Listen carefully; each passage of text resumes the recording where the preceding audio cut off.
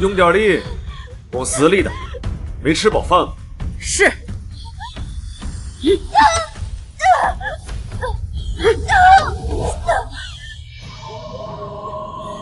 军，你为什么要这么对我？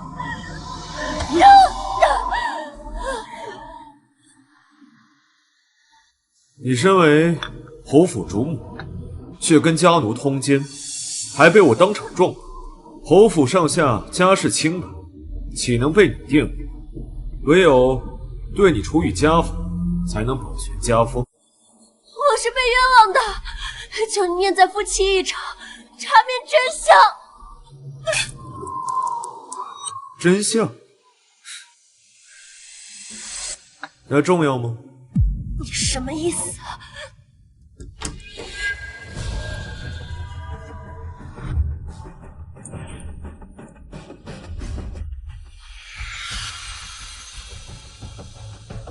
姐姐，都死到临头了，你怎么还是那么蠢呢？救我！姐夫，他多可笑！他与人通奸是我想出的好点子，他竟还说求我救他。崔馨儿，我是你的姐姐，你为什么要对我这样？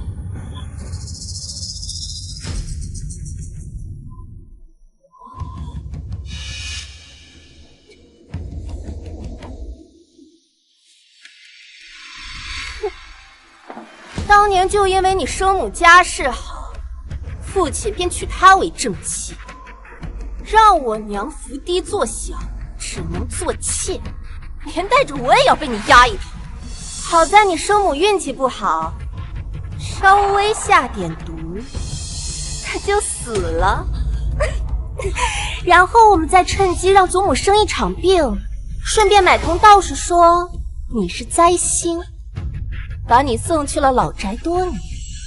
是你们害死了我母亲！是啊，偏偏你那死鬼生母早就跟你和侯府定下婚约，害得我和木泽哥哥不能成婚。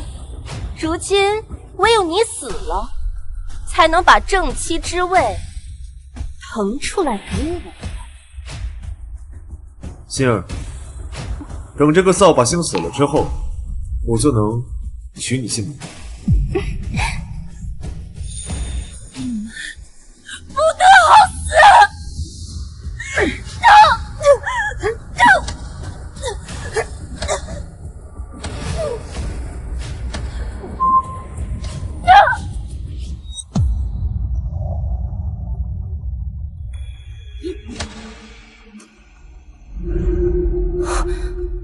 我这是死了吗？世子，他咽气了。这么快就断气了，便宜他了。崔文洛的身体还是完璧之身，万一仵作要是查验，那他与人通奸的罪名就不成立了。怕什么？待会儿找人破了他的身子不就好了？我记得你那个寿弟不是一直惦记着崔文洛吗？这具还热乎着的尸体，他应该不会嫌弃的。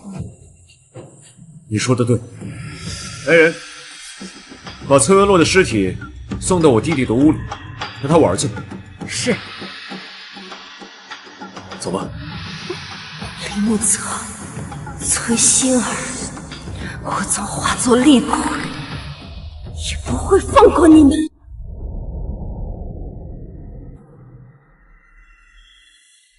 嫂嫂，之前让你从了我，你还百般不愿，跑到大哥面前告我的状，可他压根儿都不在乎你。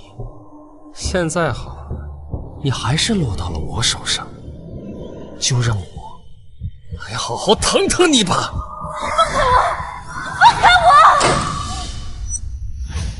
我！哦，三哥，他怎么来了？你是什么人？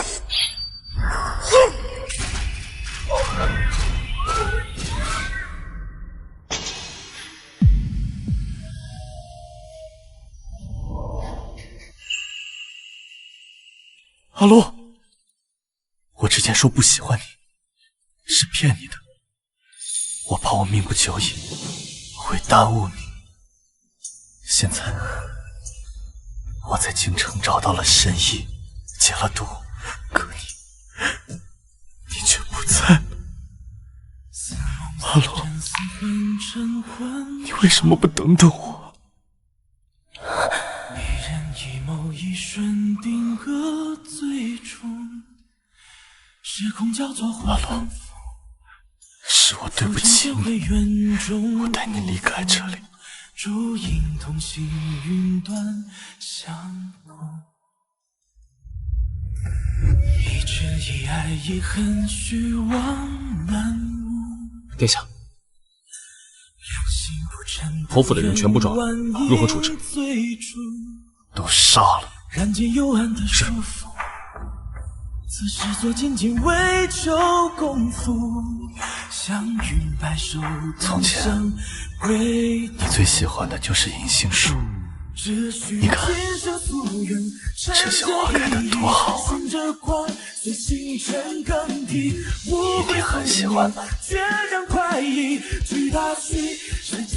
阿龙，黄泉路上你别怕，我来陪你。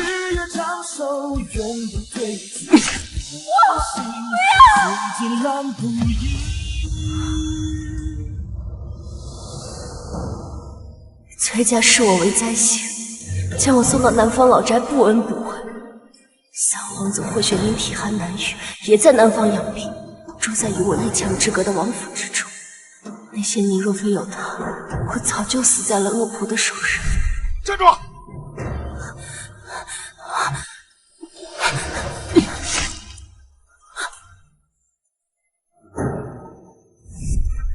我以为他不爱我，赌气之下回京跟李牧择仇，谁知却葬送了我和霍玄的性命。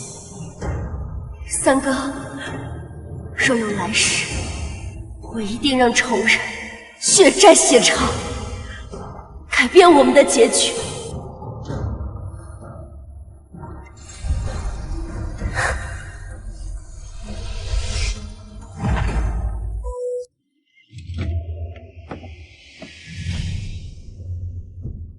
小美人，我来了！什么声音？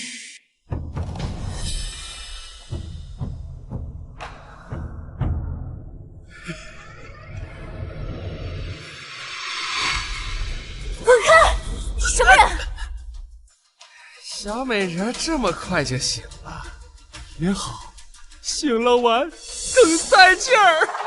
我想起来了，在回到崔家之前，这个男人潜入老宅，差点玷污了我，我用尽全力打伤了他，方才逃脱。我不是已经死了吗？难道我重生了吗？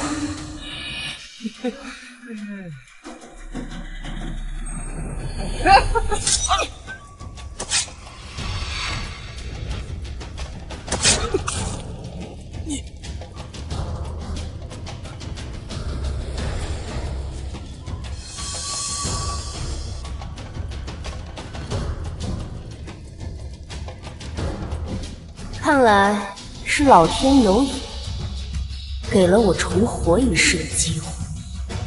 冤有头债有主，前世他们欠我的，是时候还了。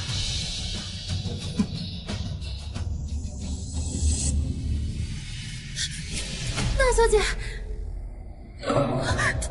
她死了！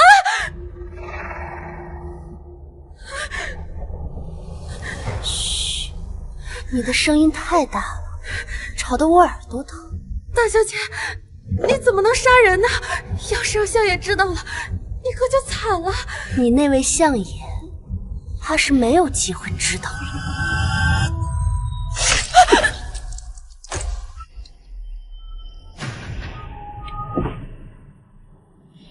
前世回京之后，你污蔑我跟外男有染，害得我在祠堂罚跪了多日。成婚的时候，还被侯府强行验尸，如此屈辱，便拿命来赔。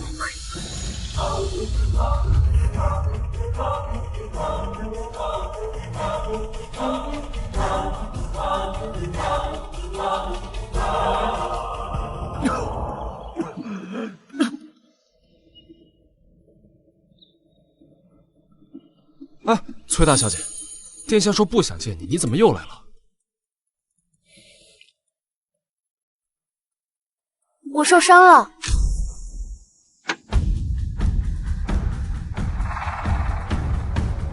哪里受伤了？何人杀了你？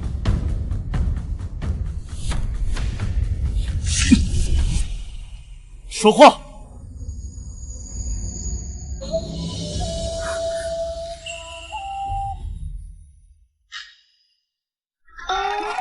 那个，属下想起来有人约我喝酒，我先走了。你一个未出阁的女子，抱着我成何体统？还不快松开！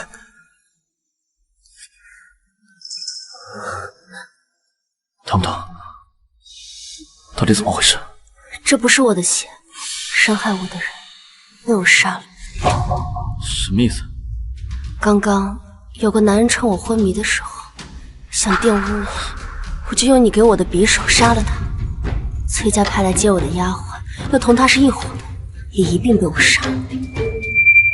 三哥，你觉得我这样残忍吗？不会，你做得很好。尸身在哪儿？在崔家老宅的院子里。我会帮你处理干净。可是这崔府派来的丫鬟如此对你，分明是想要加害于你。依我看，你还是不要回京了。但清远侯府和我有婚约，婚约毁了又如何？有我在，谁敢反对？毁了婚约，你会娶我吗？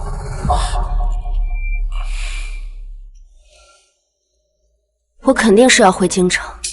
崔文洛，你先听我把话说完。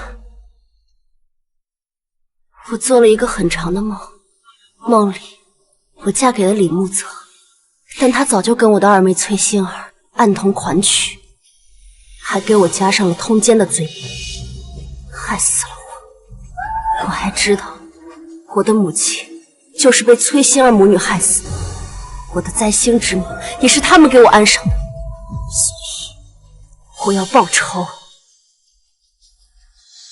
三哥，你会帮我吗？好。你就这么答应了？你不怕我是胡言乱语吗？你想杀谁都可以，但是别脏了自己的手。三哥，你跟我一起回京城吧，你的毒能解。虽然我还没有找到那个能解毒的神医是谁，但他就在京城。你怎么会？我怎么会知道你中毒？我还知道你不喜欢我，都是骗我的，所以你休想摆脱我。谁说我喜欢你了？我只是把你当做妹妹罢了。哦，收拾好东西，明日一早我们便回京。你答应回京城了？我只是在南方住腻了，想要回京城待一段时间，并不是为了你。好，好，好，不是为了我，我在你的心里微不足道，行了吧？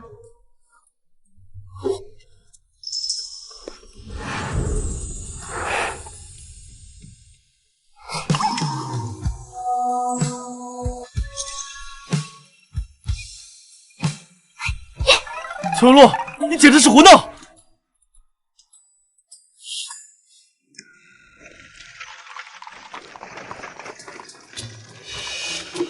三哥，回京之后，你是不是就要住在宫中或者王府了？都不是。那你住哪儿？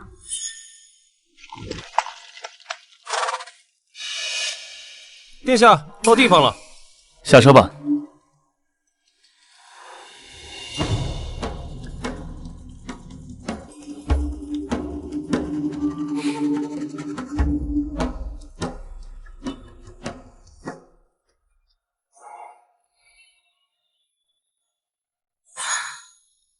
这里就是你的府邸吗？可我怎么看着有点眼熟啊？崔大小姐，眼熟就对了，那儿就是崔府的隔壁。隔壁？三哥，在京城的时候我们也是邻居吗？可我怎么听说这个宅子是个江南富商在京城置办的，常年空着无人住。崔大小姐，这是得知您要回京，殿下紧急为您置办的一套宅子。你不说话，没人把你当哑巴。哦，原来是这样啊！看来三哥很想和我做邻居嘛。阿洛，我为你安排了个武艺高强的婢女，关键时刻，她可替我护你周全。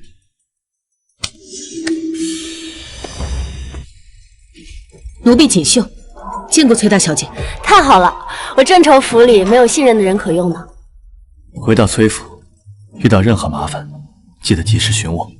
嗯，去吧。阿洛，万事小心。知道了。殿下，你明明深爱着崔大小姐，为何不告诉她呢？在我体内的毒没有解开之前，我是不会向她表明心意的。我不想她的余生被我拖累。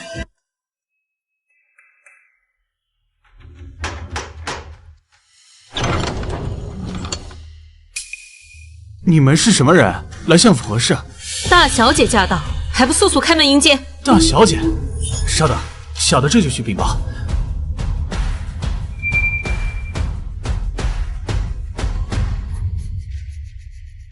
娘，你派出去的人能得手吗？不管他得不得手，只要有翠儿在，我都会让他名声尽毁。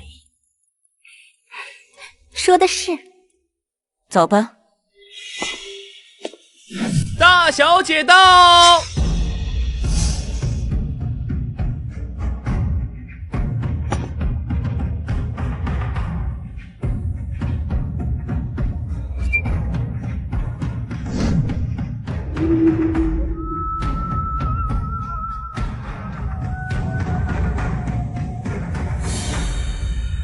见过祖母，见过父亲。奴婢见过老夫人，见过崔相。崔文洛，我娘她也是你的长辈，你怎么不给她问安？父亲，我是相府的嫡长女，需要给府里的姨娘问安吗？从前好像没有这个规矩啊。你说谁是姨娘呢？我娘她是正头夫人。阿洛，你母亲过世之后，府里需要新的主母操持事务，我便扶了柳氏做正妻。往后你要叫她一声母亲。哦，原来是被扶正了呀！那真是恭喜柳姨娘，不，柳夫人了。星儿，莫要任性。你姐姐既然回府了，日后你们姐妹必定同气连枝。是啊，星儿，听话，日后要跟你姐姐好好相处。阿洛，你身边这个婢女看似眼生啊。哦，她叫锦绣，是南方老宅里一直伺候我的丫鬟。哦，那翠儿呢？她不是去接你去了吗？怎么没看到她人影呢？她呀，说是跟马夫两情相悦，两人私奔了。不可能，翠儿怎么可能会与人私奔啊？哈，定是你对她做了什么。不是私奔，两个大活人怎么可能凭空消失啊？父亲啊，我与翠儿无冤无仇的，怎么可能会害她？也不知道她是谁的丫鬟，这么没规矩，如此辱没相府的门楣。翠儿原先在我跟前伺候，我看她机灵懂事，这才派她去接阿洛，没想到竟会出这样的事情，我自省。好了，一个丫鬟跑就跑了，不足挂齿。阿洛，你舟车劳顿也辛苦了，先回房休息吧。是，女儿告退。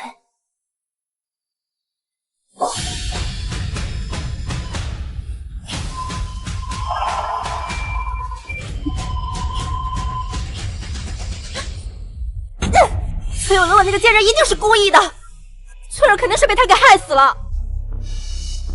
是我小瞧他了，原以为他在南方多年不谙世事，只要翠儿说他与外男苟且，怎么着都能扒他一层皮。没想到他居然釜底抽薪，直接让翠儿给消失了。这翠儿可是您一手培养起来的亲信，这笔账不能就这么算了，我们一定要让他付出代价的。她的容貌和她母亲当年相比更是美貌。李慕泽见了她，未免不会心动。娘，我以后是一定要嫁给慕泽哥哥的。你要帮我想想办法呀，娘。急什么？如今他都已经回府了，你还怕没有机会对他下手？只要找个人偷走他的贴身衣物，随便塞到哪个男人的手里，那他和男人苟且的事不就百口莫辩了？还是娘你有办法。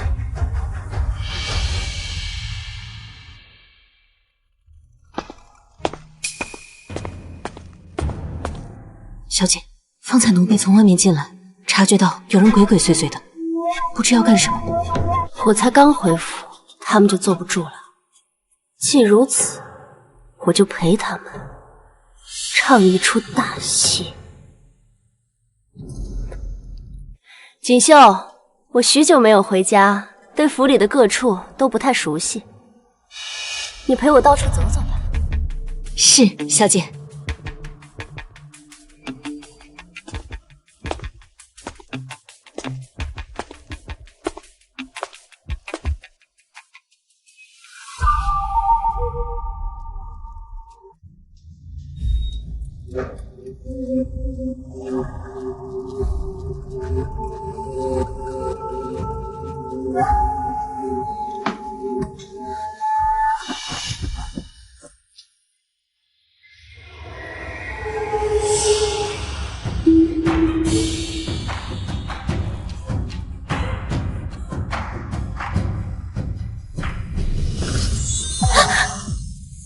大小姐，你来我房里做什么？奴婢来替您打扫房间。你手里拿的是什么东西？没什么。小姐，您看。原来打的是这个主意。不是，府里遭了贼人，可不是小事。锦绣，将此事传扬出去，务必让所有人都知道。是。小姐，饶了奴婢吧。何事闹得沸沸扬扬，上上下下都在议论。姐姐怎么一回来就闹得家宅不宁啊？难怪大家都说你是灾星，克死了自己的生母。星儿，不得胡言，我又没说错。阿洛，你这是在做什么？祖母，这家奴在我房内行窃，人赃并获，被我抓到了。依相府的规矩，必须严惩。柳氏，我记得这个是你的丫鬟吧？回母亲，是的。阿洛，是不是有什么误会啊？清河他怎么可能会偷你的东西呢？我是看你刚回府，怕你东西不够，特意派他去关心你一下的。锦绣，我家小姐的玉镯子都戴在他手上，这就是夫人所说的关心吗？夫人，奴婢是冤枉的，是大小姐故意栽赃。身为家奴，不仅偷盗，还敢攀咬主子，我看啊，你是不见棺材不落泪。锦绣，将他的手指一根一根都掰断。什么时候肯说实话，什么时候再停下。是。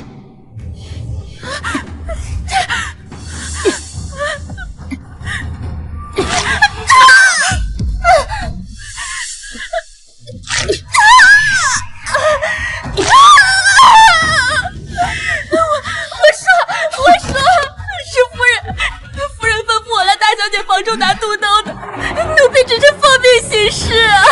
柳夫人，是这样吗？你这贱婢，你胡言乱语什么呢？我怎么会无缘无故的让你去阿洛的房间偷拿他的私物呢？母亲，老爷，这丫鬟偷手镯，证据确凿，理应处死，给阿洛赔罪。来人，把他给我拖出去！杀他，何必这么麻烦？不要！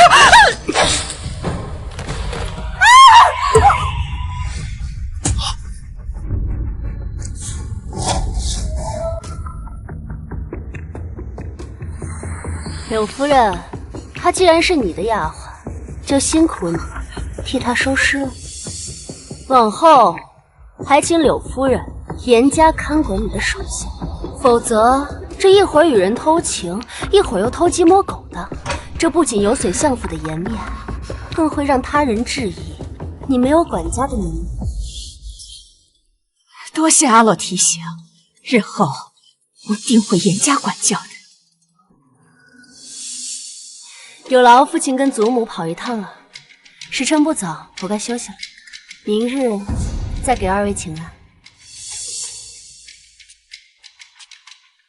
再过不久，阿洛就该跟清远侯府一亲了，都消停点儿吧！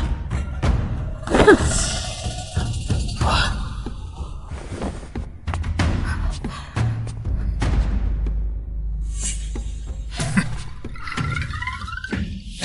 母亲，他竟敢当众行凶！他就是故意的。如此一来，就震慑了府里的下人，告诉他们，若是以后谁再敢针对他，清河就是他们的下场。以后我想再找人行事就难了。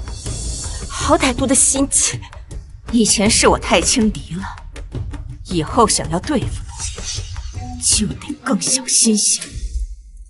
小姐，那对母女2次在你手上吃瘪，短时间内应该不会有胆子来找您麻烦了。他们想停，也要问问我同不同意。接下来，该我主动出击。锦绣，你帮我去找三哥来，就说我有事情找他帮忙。谁？三哥？找我何事啊？三哥，你何时来的？刚来。说吧，你要做什么？当初他们把我母亲的死归咎到我的头上，说我是灾星附体害死了她，而实则害死我母亲的另有其人。三哥，你可以帮我找个道长来崔府做法吗？你这是要以其人之道还治其人之身。没错，被掩盖的真相，是时候该重见天日了。祖母、父亲，母亲的忌日快到了，我想请一位道长来府上为母亲做法，还望你们应允。你母亲都过世多年了，何必再折腾这些事？父亲此言差矣，祖父也走了10余年，您不也经常去祭拜他吗？可见孝道不分早晚，而是咱们崔家一脉相承的家风。况且您发妻离世后这么久，您还愿意为他做法事，世人也会赞颂您有情有义，不忘本心呢。好吧，那便依你。老爷，阿洛对京城不熟悉，这请道士的事就由妾身来安排吧。妾身一定会请最有经验的道长前来为仙夫人做法。也好，不必了。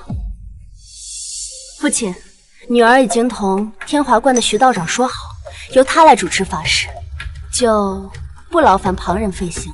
天华观徐道长，可是经常进宫、深受太后娘娘信任的那个徐道长？没错，正是他。徐道长德高望重，可不是一般人家能够请得动的。哪怕你父亲官居丞相，也未必有这个体面。阿洛，你是如何请到他的？我有一个朋友，和徐道长相熟。你一个多年不在京城的人，怎么可能会认识这么厉害的人？夏虫不可语的兵，你什么意思？说你蠢的意思。你好了，为了一点小事，值得吵吗？既然阿洛已经请动了徐道长，那便由他来做法事吧。法事当日，为父也会休沐在家，免得失了礼数。那就劳烦父亲。母亲，那崔永乐居然敢当众羞辱我，真是一点规矩都没有。母亲，他为何突然要请道士回来做法呢？还能是为什么？想吸引人的注意呗，想借着他那个死鬼娘，让父亲和祖母更加怜惜他。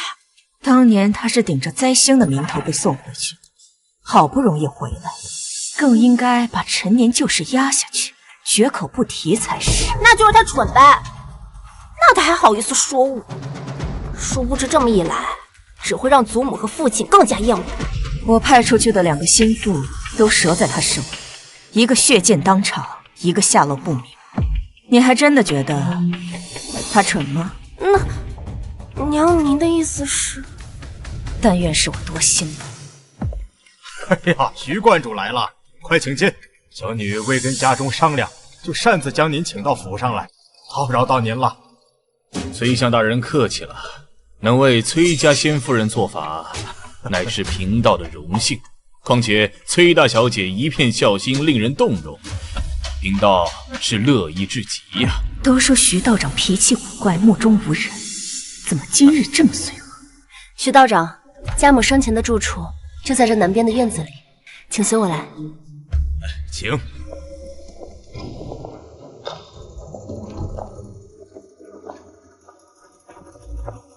道长，这是家母的牌位，一直供奉在此处。那贫道先给先夫人上一炷香，将做法之事告知于她。道长请。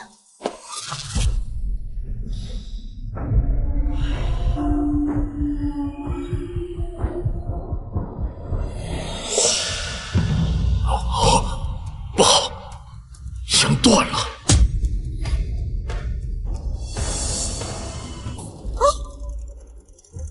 道长，这发生何事了？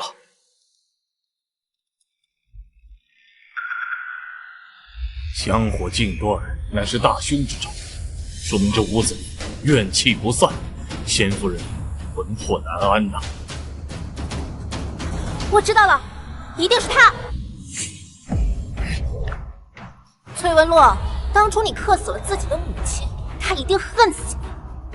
如今你回来，他才会怨恨难消，纠缠不休。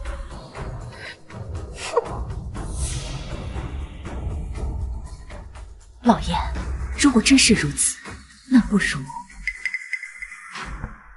哎，崔二小姐此言差矣。先夫人的残魂多年不散，和崔大小姐没有关系，而是有人用邪物镇住了她的亡魂，让她无法安息。您说什么？邪物？那这邪物在何处？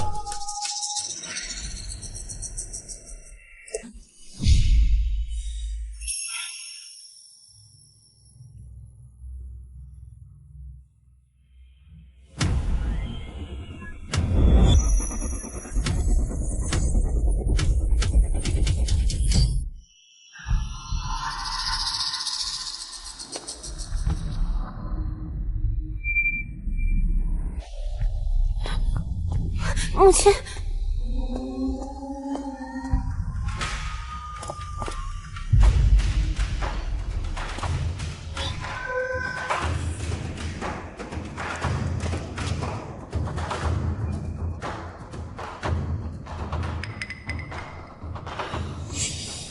道长，这棵树是有什么问题吗？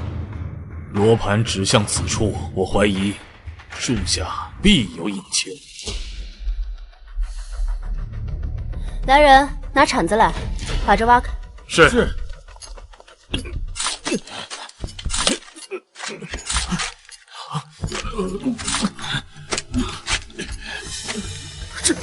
这是……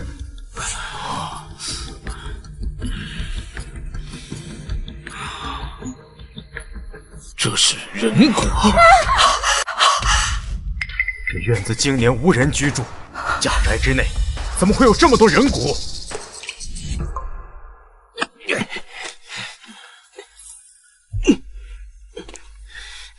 住在隔壁果然不一样。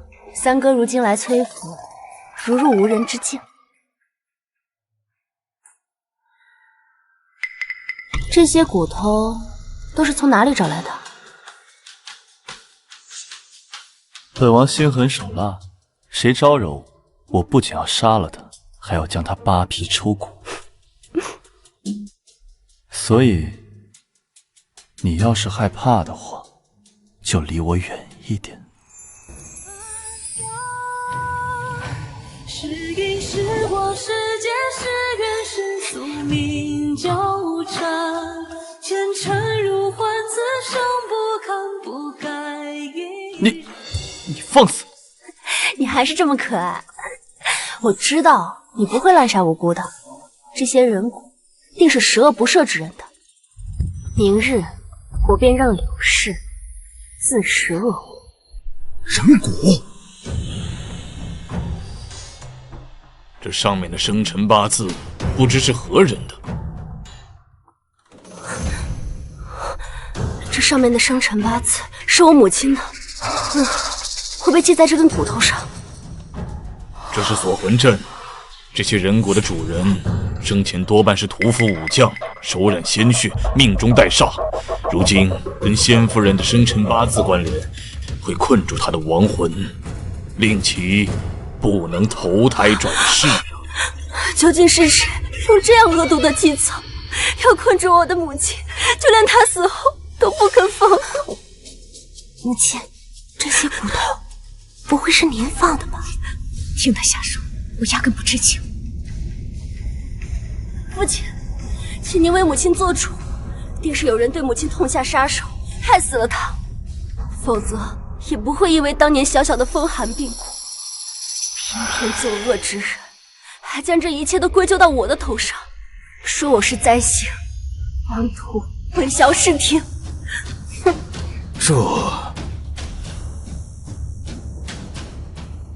阿洛，灾星一事是天华观的另一位道长亲口告知我们。天华观的道长法力高深，我们自当听信。说崔大小姐是灾星的是哪位道长？这就记不太清楚了。我记得，他姓邱。天华观只有过一位邱道长，几年前他滥用邪术出了人命，被我知晓后将他逐出道观。此人心术不正，还望崔相国和夫人莫要轻信此人。邪术？那会不会这锁魂阵就是拜他所赐？不是没有可能。柳夫人，没记错的话，这位邱道长就是您请到府上的吧？崔文洛，你胡说什么？休想污蔑我母亲！老爷，妾身冤枉啊！妾身一直尊敬仙夫人，您是知道的。道长，这锁魂阵可有办法化解？而今锁魂阵已破，但仙夫人残魂不散，怨气弥留，只能设法安抚，否则与崔家家宅不利。轻则霉运不断，重则家破人亡。那如何安抚？若能找到始作俑者，令其在仙夫人牌位前跪满749天，日日忏悔，或许能使亡魂消散。始作俑者？道长，可有那位姓邱的道士的下落？哎呀，自从他离开天华观后，就下落不明了。哟，那还真是可惜了。若非当初柳夫人引狼入室，也不会给崔家招致这样的祸患。这件事也难辞其咎啊。父亲，崔文洛与这许道长相识，谁知道他们是不是串通好，故意给母亲泼脏水的？你万万不能听信他们的一面之词啊！当初那位邱道长声称我是灾星，崔家因此将我送去南方多年，怎么无人怀疑？那也是他的一面之词。你，徐道长道高德上，太后都对他十分信重，你如此抹黑，还有规矩吗？况且这院子长期无人居住，却挖出这么多的白骨，证据确凿，还能有假？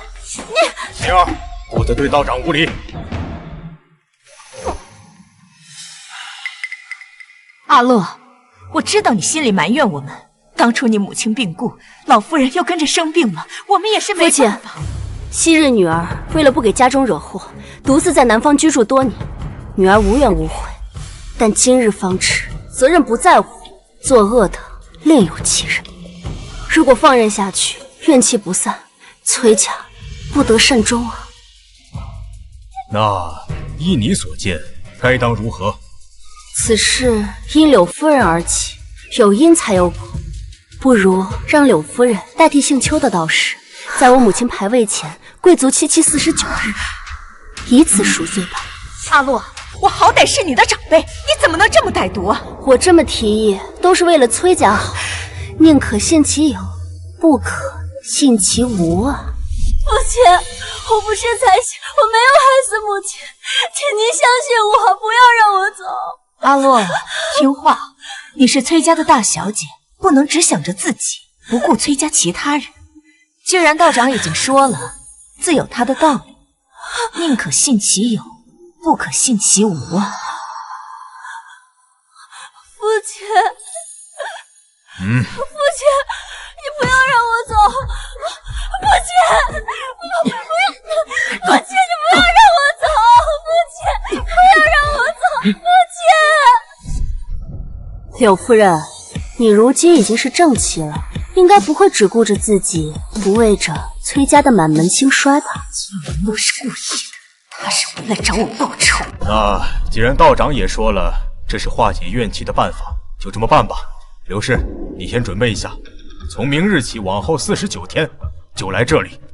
老爷，妾身还要操持家务，若耽误了这么久，那府上上下不就乱套了吗？不如这样，之前是妾身身边的刘妈妈向妾身推荐的邱道长，这49日不如让刘妈妈代替祭拜，您看如何？也不是不行，只是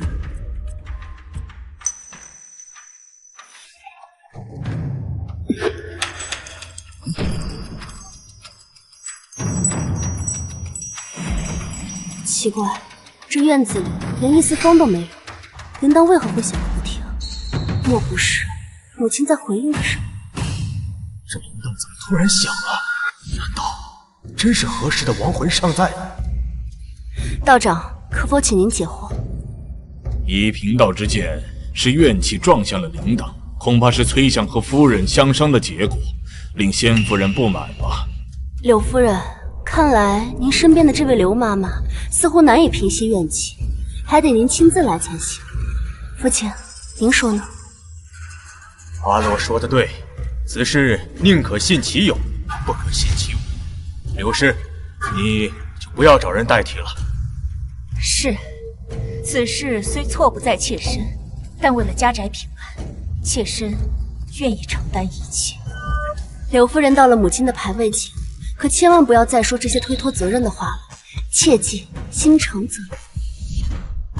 至于这府中的事务，父亲，女儿不是回来了吗？往后若要嫁人，也是要做当家主母的。柳夫人不便之时，女儿可代替掌家，也当提前积攒经验了。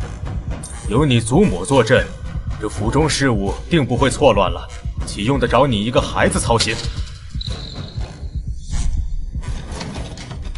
崔少官至丞相，聪慧绝伦，岂会猜不到当年母亲的死和我被送走的事都与柳氏有关？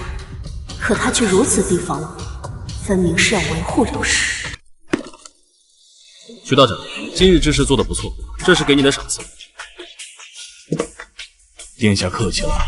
昔日天华观弟子无德，害得崔大小姐在外流落多年。今日贫道所为，只不过是拨乱反正，怎敢领赏邀功啊？收下吧。本王知道徐道长是一个正直良善的人，帮着本王编排故事，属实是难为你。那就多谢殿下了。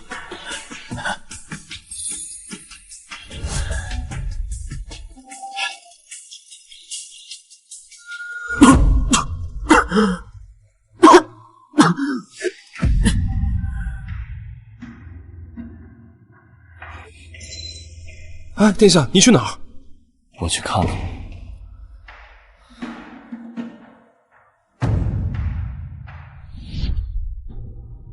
母亲，让柳氏给您跪满49日赔罪，只是一个开始，血债当以血来偿。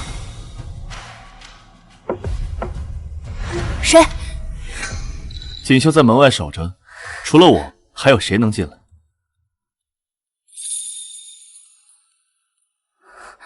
三哥。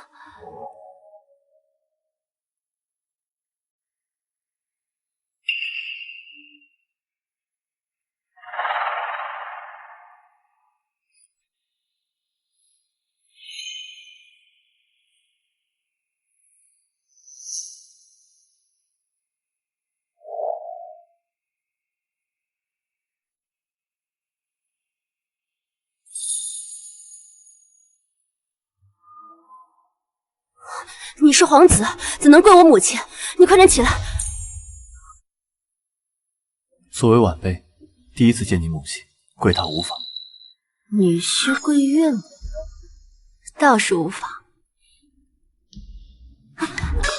我只是把你当做妹妹可并不想娶你。是，殿下只当我是妹妹，是我自作多情，对殿下求之不得，辗转难寐。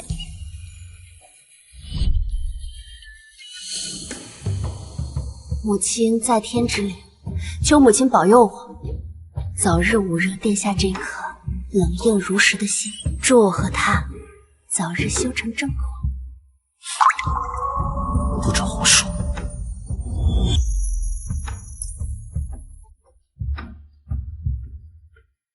崔夫人，是我心悦阿洛，不敢表露心意。我身中剧毒，生死难料，还请您庇佑他平安顺遂，觅得良缘。我回京的消息，清远侯府一定知道，过不了多久，他们就该来提亲了。你可有对策？需要我帮忙吗？我也有对策，且需要你的帮忙。每年立春，皇家别院便会开设春日宴，年轻的高门子弟都会相聚到此，饮酒作诗，闲聊赏花。倒是有所耳闻，你是要去吗？我收到了请帖，李慕泽跟崔杏儿也会去。那你需要我做什么？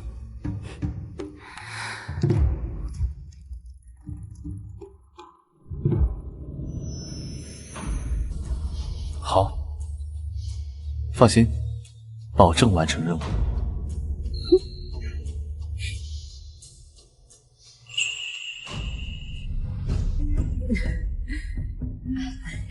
好久不见，这酒真不错。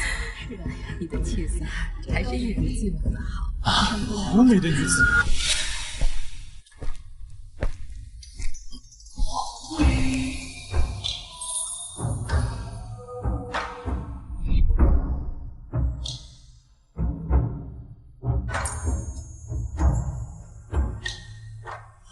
哇，好美的女子啊！那位姑娘是谁？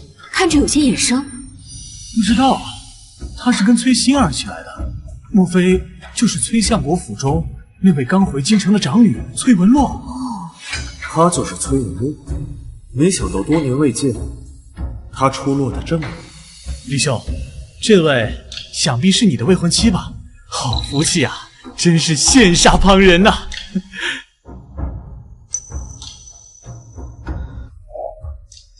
妹妹，你是在看我的未婚夫吗？他可是你的姐夫，你如此眼巴巴地看着他，叫外人看了去，还以为你们二人有私情呢。你胡说什么呢？我什么时候胡说了？清远侯府世子跟我早已有婚约，他可不是你能觊觎的，更不会喜欢你，他只会在意我这个未婚妻。你如此不得体地盯着他看，僭越！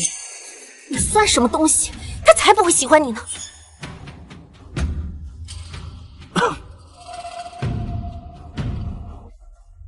发生何事了？不知道啊，看着像姐妹相争。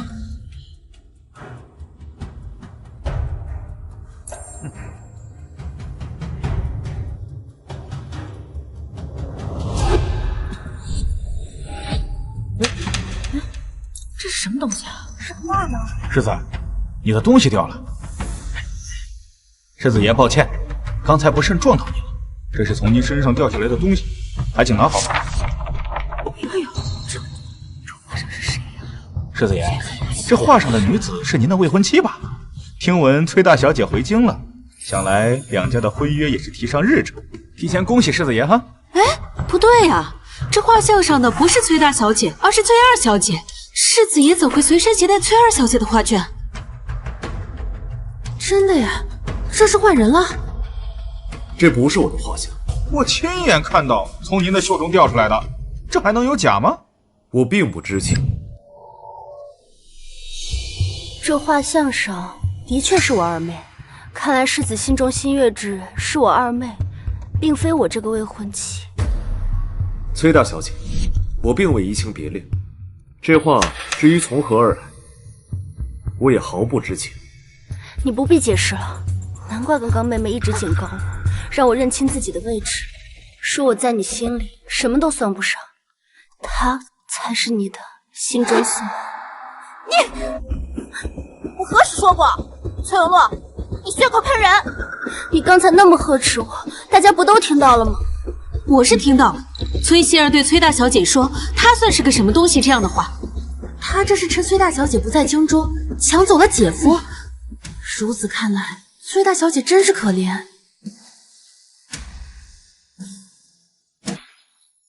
我并非强人所难之人，既然你们二人心意相通，互相爱慕，我便退出，成全你们。今日，我想请在场的诸位做个见证，我崔文洛和清远侯府世子的婚约就此作罢。往后，世子若要跟我二妹重新定亲，我定当同意，绝不阻拦。崔大小姐也太大度了，被未婚夫和妹妹这样对待，还能如此慷慨大度，哎，可不是吗？我不同意。你我的婚约是你母亲生前定下的，父母之命，岂能说废就废呀？我母亲如今已经病故，现在是由二妹的生母柳姨娘扶正掌家。柳姨娘跟二妹多次在家中称道世子，贤德高雅，堪为良配。想来你二人的婚事，她是没有什么意见的。什么柳姨娘？我娘那是正头夫人。崔文洛，请你注意你的言辞。哦，是我久未归家，一时没改过来。我还是很感念柳夫人的。昨日天华观的道长去崔家替仙母做法，他说我母亲遭人迫害，亡魂不散，需有人在她的碑前跪上749日才能化解。柳夫人高义，为了崔家兴盛，愿意做忏悔之人。她的付出，我敏感妩内。原来仙夫人不是病故，是被人害死的。柳氏哪里是主动忏悔，分明是害怕亡魂索命，下得去赎罪了。这母女俩没一个好东西。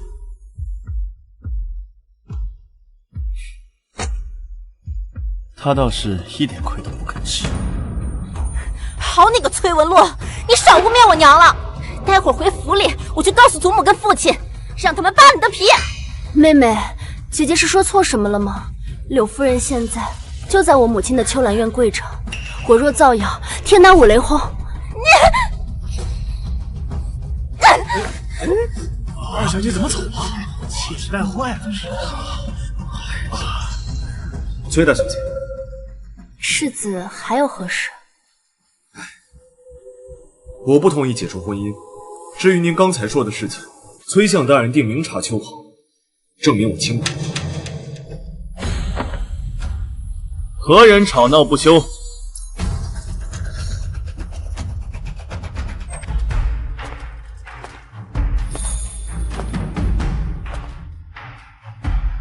你是何人？放肆！陈王殿下在此，不得无礼。是在下的眼拙，一时没有认出陈王殿下，还请恕罪。见过陈王殿下。既然礼邦，本王方才在亭子里都听到了，到底是何事？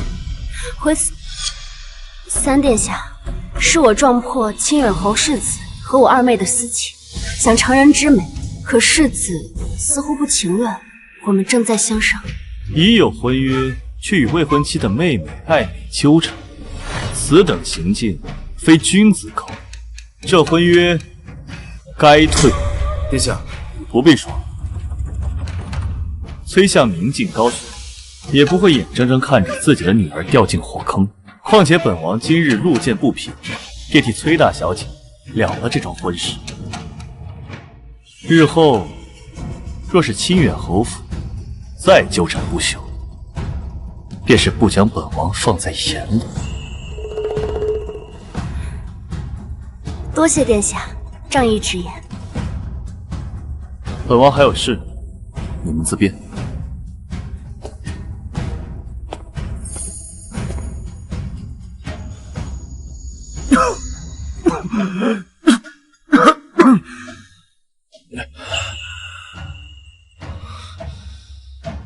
幸好我今日替他解除了婚约，不然我这副身体不知能撑到何时。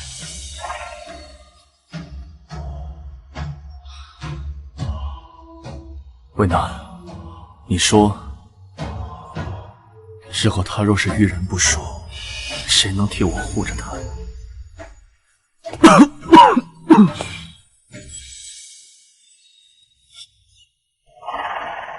你怎么来了？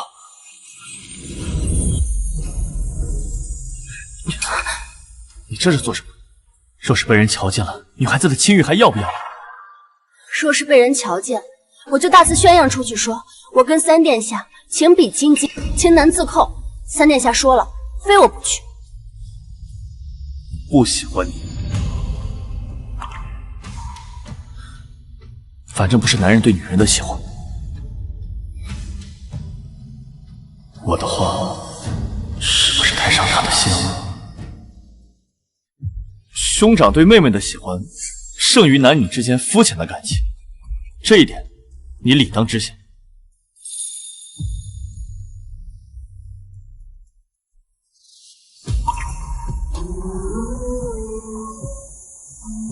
三哥，你一定能解毒，早日恢复健康。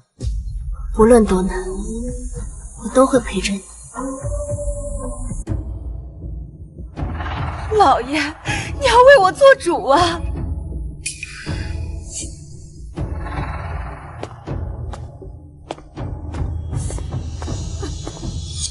孽障，给我跪下！这是发生了何事啊？何事？妹妹说你在春日宴上当众悔婚，还诋毁柳氏，让人以为是她害了你母亲。在你眼里，还有我，还有崔家吗？老爷，如今外面谣言四起，妾身不想活了。阿洛，我到底哪儿得罪你了？自打你回府之后，就处处针对我，现在还要坏我和你妹妹的名声。我还以为柳姨娘会感激我呢。二妹和世子早有私情，我当众退婚，才好换二妹嫁过去。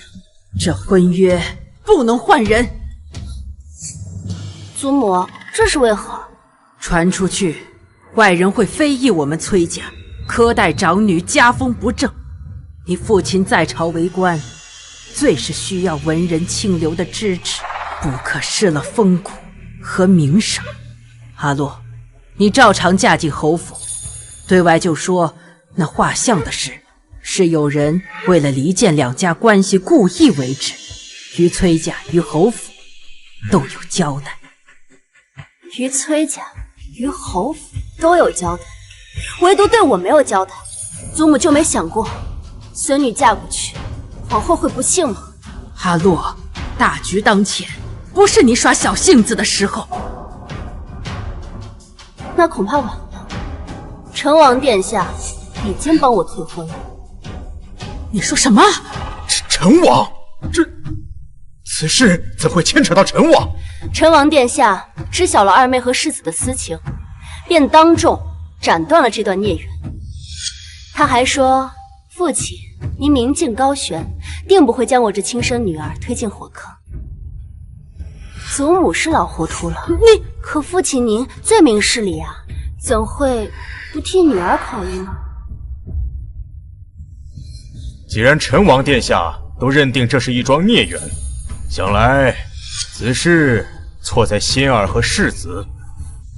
父亲，你可愿嫁给李慕泽？我杏儿此前对世子无意，但这么一闹，往后她清白受损，日后再谈婚论嫁也难了。不如让杏儿嫁到清远侯府去吧。女儿听父亲和母亲的。那就这么办吧。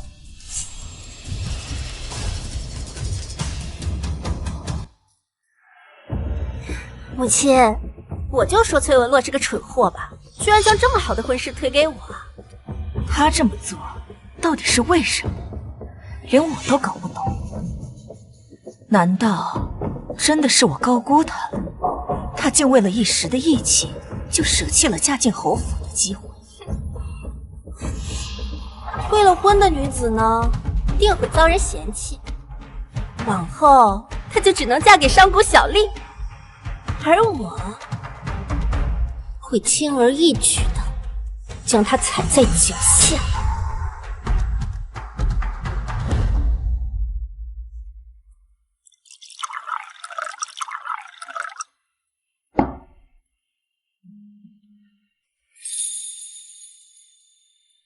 你梦见李慕泽和你妹妹前世害了你，为何还要撮合他们在一块儿？不是我，也会是其他的女子。与其让一些无辜的女子遭受他们的迫害，不如让他们相互祸害。说得对。况且，崔心儿真的以为清远侯府是那么好进的吗？他那个侯夫人可不是什么省油的灯。平日里你惦记崔心儿，我可以睁一只眼闭一只眼。春日宴是什么场合？你竟把她的画像随身携带，闹得人尽皆知。现在好了，婚约作废了。娘，我跟你讲过无数遍，那个画像我真不知道从哪来的。我跟崔文洛解释过，他不听啊，甚至还惊动了陈王。除了你，还能有谁啊？你什么德行，我还不清楚。不就是退婚吗？我给崔文洛机会了，可他不听，他不接受，那我就娶他妹妹。到时候他无人问津，自会后悔。你懂什么？崔文洛生母出自建江何氏，何氏出过3代帝师，5朝宰相。崔文洛生母那一辈就这么一个嫡女，若非她当年嫁给崔少，就是连皇后都当得。娘，崔文洛他外祖父这么厉害啊！我还听说何氏在临死之前给他的女儿准备了极为丰厚的嫁妆，这嫁妆不在崔公家中，由崔文洛亲自保管，娶了崔文洛就等于娶了整个何家。那嫁妆的事根本就是子虚乌有的。何家在建江虽是望族，但祖上的官员一个比一个的清廉。建江毗邻西境要塞，常有战事，一旦战起，朝廷拨冗的物资耽误数月，战士们等不起，外祖父便变卖了私产，第一时间送往前线。我出生后不久，京城瘟疫，药价高昂，母亲拿出了几乎所有的家宠，瞒着崔家去置办药材，再由人分发给了京城穷苦的百姓。兼善天下是何府的家风，而他留给我的，实则只有一世藏书。原来如此。可外人不这么认为。在梦里，我跟李慕泽成亲之后，他跟他的母亲一再逼问我嫁妆的下落。我说没有，他们不信，就肆意鞭打、虐待我，逼我交出钱财。他们怎么可？放心，我一定不会放过他们。不过，这徒有虚名的嫁妆倒是帮了我。痛失一笔横财，侯府又怎会轻易的让崔心儿过门？侯夫人，今日请您来，是想商讨一下小辈们的亲事。不久前，世子当众掉落了心儿的画像，阿洛的气性大，便提了退婚。陈王殿下还将此事板上钉钉呢。如今世子与阿洛的婚约是不成了，不如换成心儿嫁给你，那也算是一段佳话。以我之见，这件事情还是算了吧。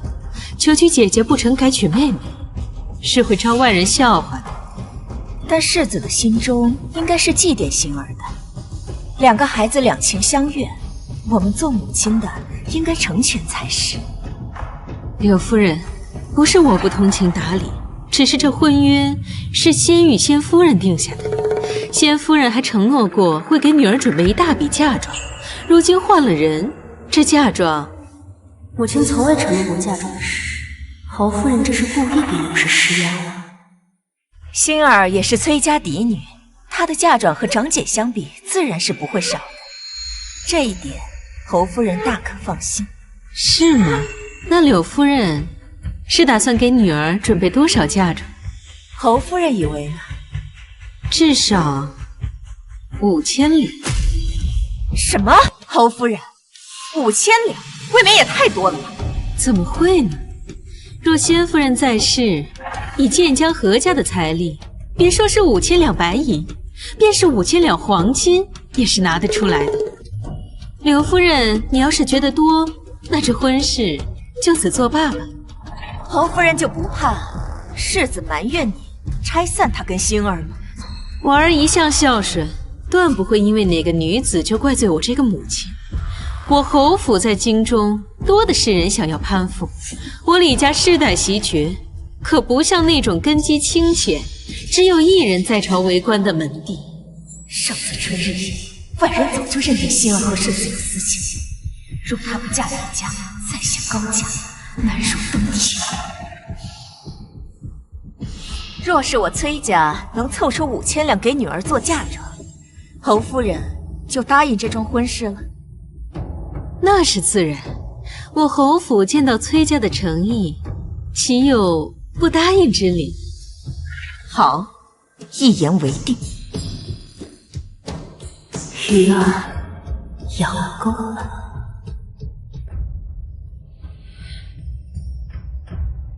娘，5000两银子呢，咱们拿得出来吗？拿不出也得拿。要是嫁不进侯府，你这辈子名声就全毁了。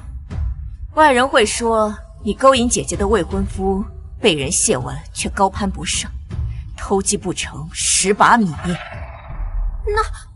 那可不行啊！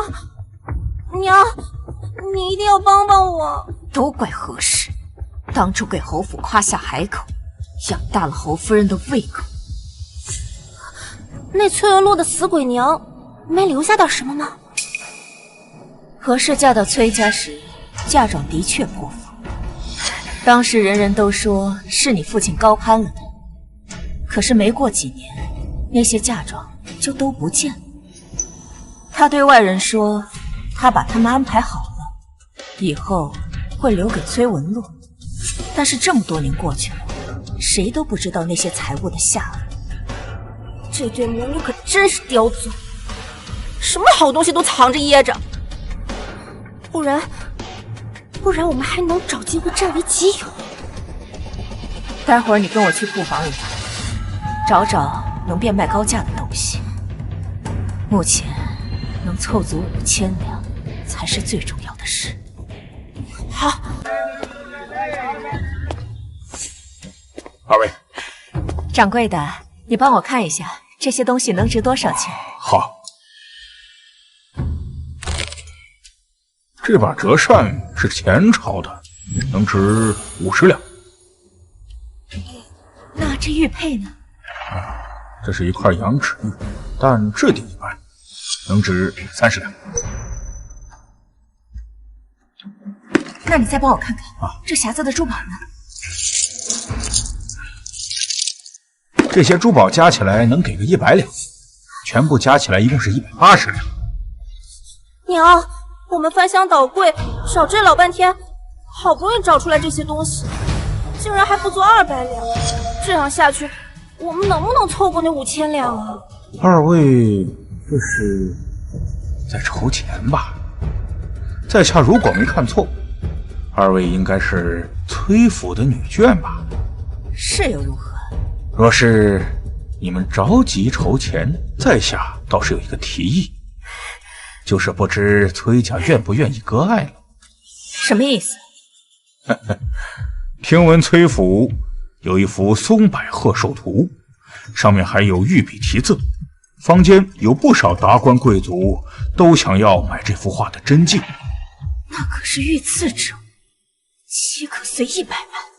夫人有所不知，御赐之物在民间流通的不在少数，越是稀缺难得，越是有人愿意一掷千金呐。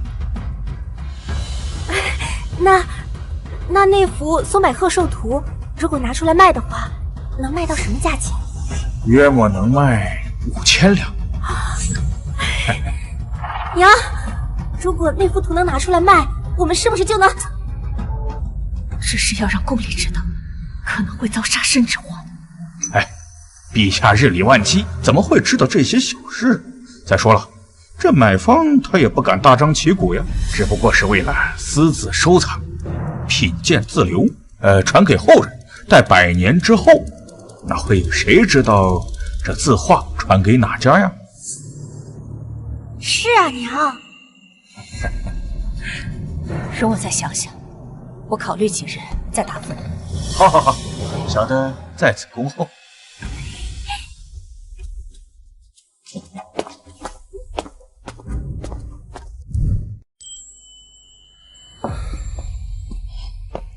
殿下，崔姑娘，那位夫人好像动心了。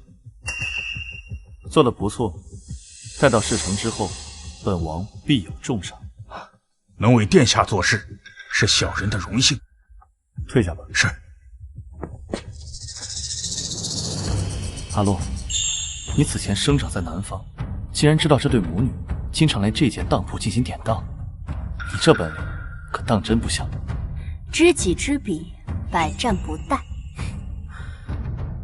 那你猜猜，你的这位继母和你的妹妹会不会铤而走险，典当御赐者？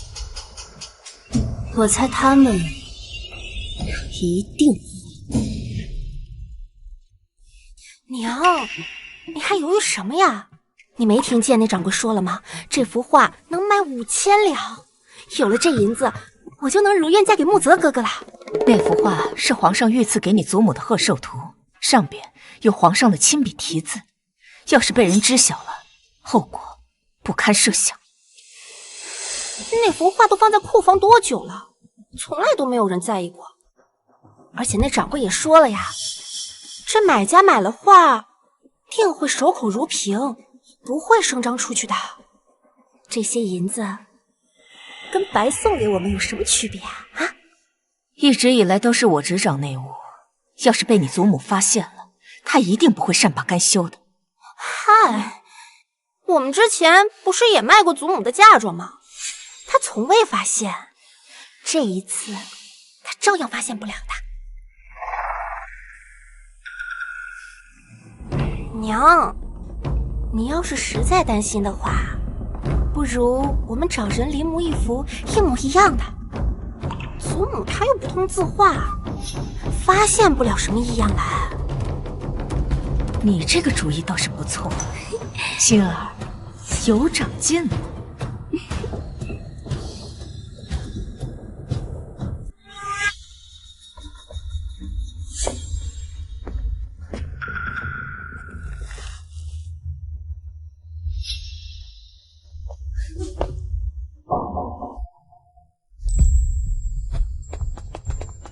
殿下，邱大小姐，刚才柳氏鬼鬼祟祟拿着东西出去了，属下一路跟随，发现他进了一间极为隐蔽的字画铺。隐蔽的字画铺？莫非他是想找人画一幅假的？您猜的没错，属下跳上屋顶，把瓦片揭开来偷听。柳氏让那个店铺画的原图一模一样，印章也要一样，让人一眼看不出真假。他倒也不算太蠢，还知道用一副假的来蒙混过关。老夫人就算想看，也未必能看出不一样。连御赐之物都敢做假，还是嫌命太长了。而后他就拿着画找掌柜，起先他还想拿那个画去诓骗掌柜。亏他想得出来，掌柜做这行几10年了，如果连真迹跟赝品都分不出来，那可真是白混。可不是嘛，掌柜当即就说这幅画是假的，让柳氏拿回去。柳氏急了，这才说是自己一时粗心拿错了，就把真的拿了出来，给当了。银子给他了，可留下明面的票据。本来是留了的，但是柳氏心虚，特意叮嘱掌柜不要留存票据。没有票据，没有记载，他就等着以后吃哑巴亏吧。三哥，这5000两算你借我的，以后我会让他们连本带息的还回来，全部给你。放心吧，这幅画我已经找到一个大冤种买单了。大冤种？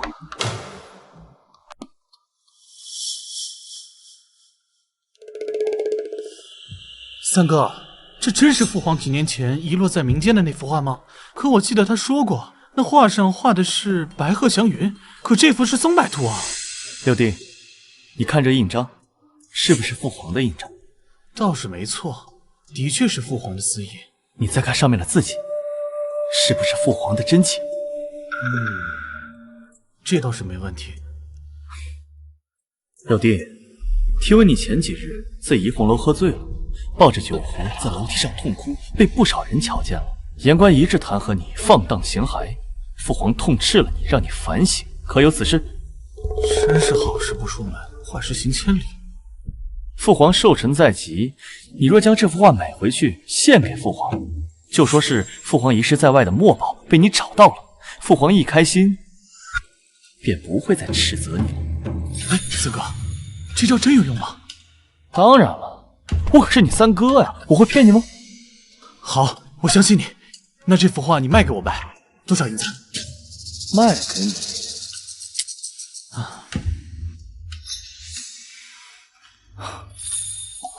6000两。这么贵？我这是看在你是我弟弟的份上，我才贱卖给你的。我可是花了8000两买回来的。你想啊，你若将这幅画献给皇上，那皇上随手赏赐你一件宝贝，那可都是价值连城啊。有道理。三哥，还是你对我最好了。你8000两买的，只卖我6000两。你是我一辈子的好哥哥。好弟弟。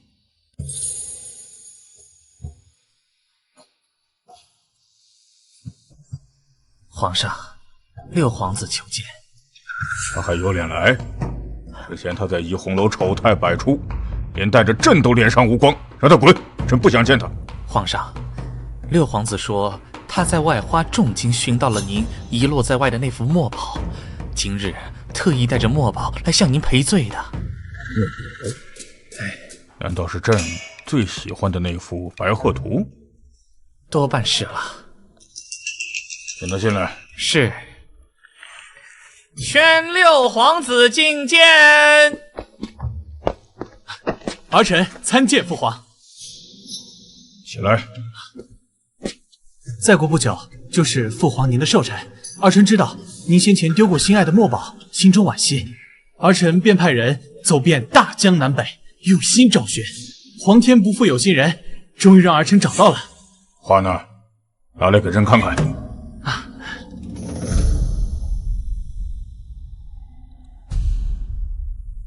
这幅画你从何而来？是儿臣斥重金买来的。花了多少银子？这说6000两。6000两？朕真没想到，朕的这幅画竟值这么多银两。这可是御笔亲作，普天之下能有资格拥有的人寥寥无几，就算是万金，那也是值得的。好，把画收下吧，你先退下吧。那父皇对儿臣的这份寿礼可还满意？依朕看呐，你的俸禄还是太多了。传令下去，即日起六皇子的俸禄减半，而且无事不得随意出府。父皇，为什么父皇？儿臣哪里做错了？下去。六皇子殿下，请吧。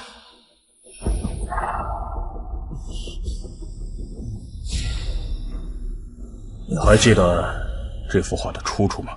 奴才还记得，这幅画是当年崔老夫人60大寿时，崔相替她求封诰命，您感念崔相辛苦，特意亲笔御题赐给崔老夫人，当作生辰礼物的。对，没错。宣崔少入宫，朕倒要看看他如何解释。是。曹夫人，请坐。心儿的嫁妆我都已经准备好了，这婚期是不是该尽早定下？前几日您还觉得不妥，这么快就有好消息了？柳夫人，该不会是戏耍我吧？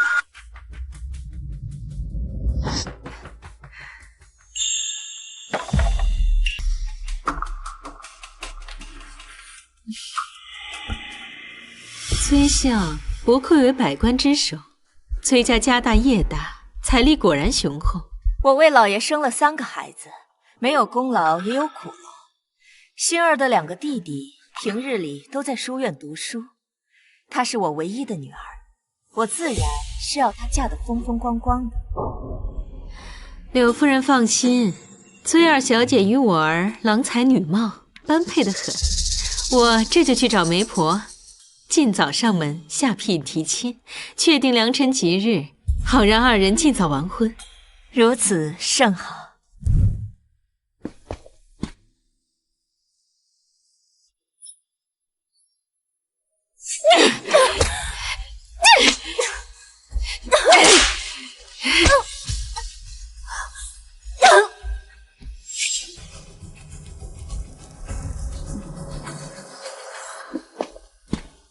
竟敢对我如此无礼！夫人，这样看来，还是崔家二小姐更懂规矩些。可不是嘛，我侯家这种高枝，可不是谁都能攀得上的。如今她退婚，后悔的日子还在后头。走。大小姐，殿下让人来告知您，皇上已经召见崔相入宫，想来今晚崔家要热闹了。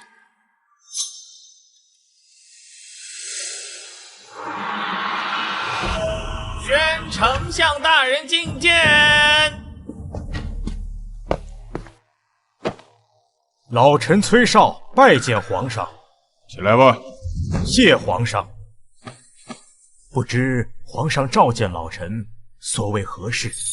崔相，可还记得当初你母亲过60大寿，朕亲自作画赐给她的那幅松柏鹤寿图？臣当然记得，皇上亲赐御笔，臣3生有幸。那幅画乃是我崔家镇宅之宝。哦，那幅画还在你家中吗？啊，自是在的。明天把那幅画找来，朕要看看。啊，是。奇怪，那幅画皇上都已经赐给崔家许久了，他怎么突然要看？莫不是发生了什么我不知道的事？臣告退。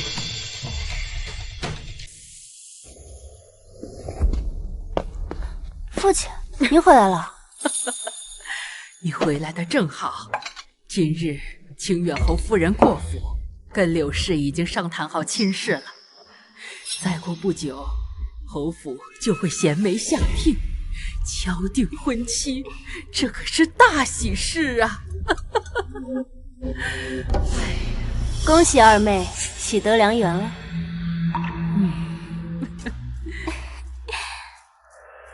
还要多谢姐姐的推波助澜。等我成了世子妃，姐姐若是遇到困难，我这个做妹妹的定会帮衬一二。你们姐妹和睦，这才是正道。成亲的事稍后再说。母亲，当初您被册封诰命，皇上赐给您的那幅松柏鹤寿图，不知您安放在何处了？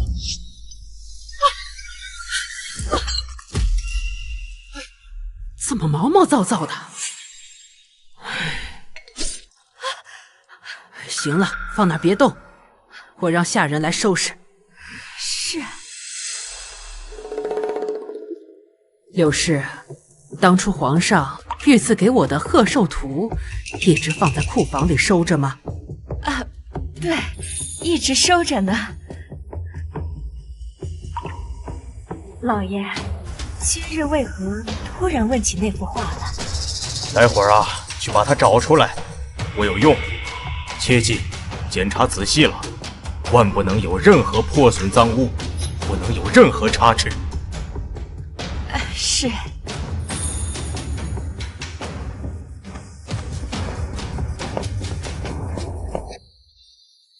娘，这幅图都放了多少年无人问津了，怎么现在父亲突然又想着拿出来？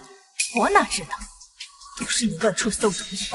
当初我就跟你说，此事太过凶险，做不得。你非说不打紧，没人会知道。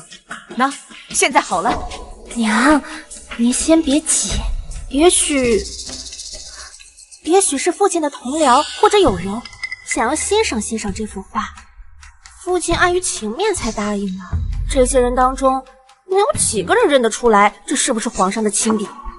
依我看，这真画和假画也没什么两样。说的轻巧，要是真没区别，之前我拿去当铺，那掌柜怎能一眼就看出来不对了？那就算被人看出这话有问题，他们也不会当着众人的面拆穿的。父亲可是宰相啊，他们巴结还来不及呢，怎么会当众说这话是假的？而且这真话在崔家是众所周知的事实，不会有人乱说的。唉，但愿如此吧。我这心里呀，慌得很。这事情一旦败露，我们就彻底完了。父亲要那幅画是做何事啊？皇上一时兴起，让我拿回宫中来瞧瞧。是皇上要看的。难不成要收回赏赐？难不成是你在朝堂犯了什么忌讳？怎么会？儿子行事向来谨小慎微，母亲您是知道的，切莫担心啊。这说不定是皇上近日又要作画，要拿旧日的墨宝参考一二，别担心。那就好。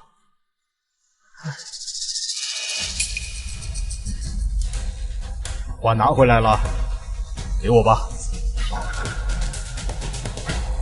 磨叽什么呀？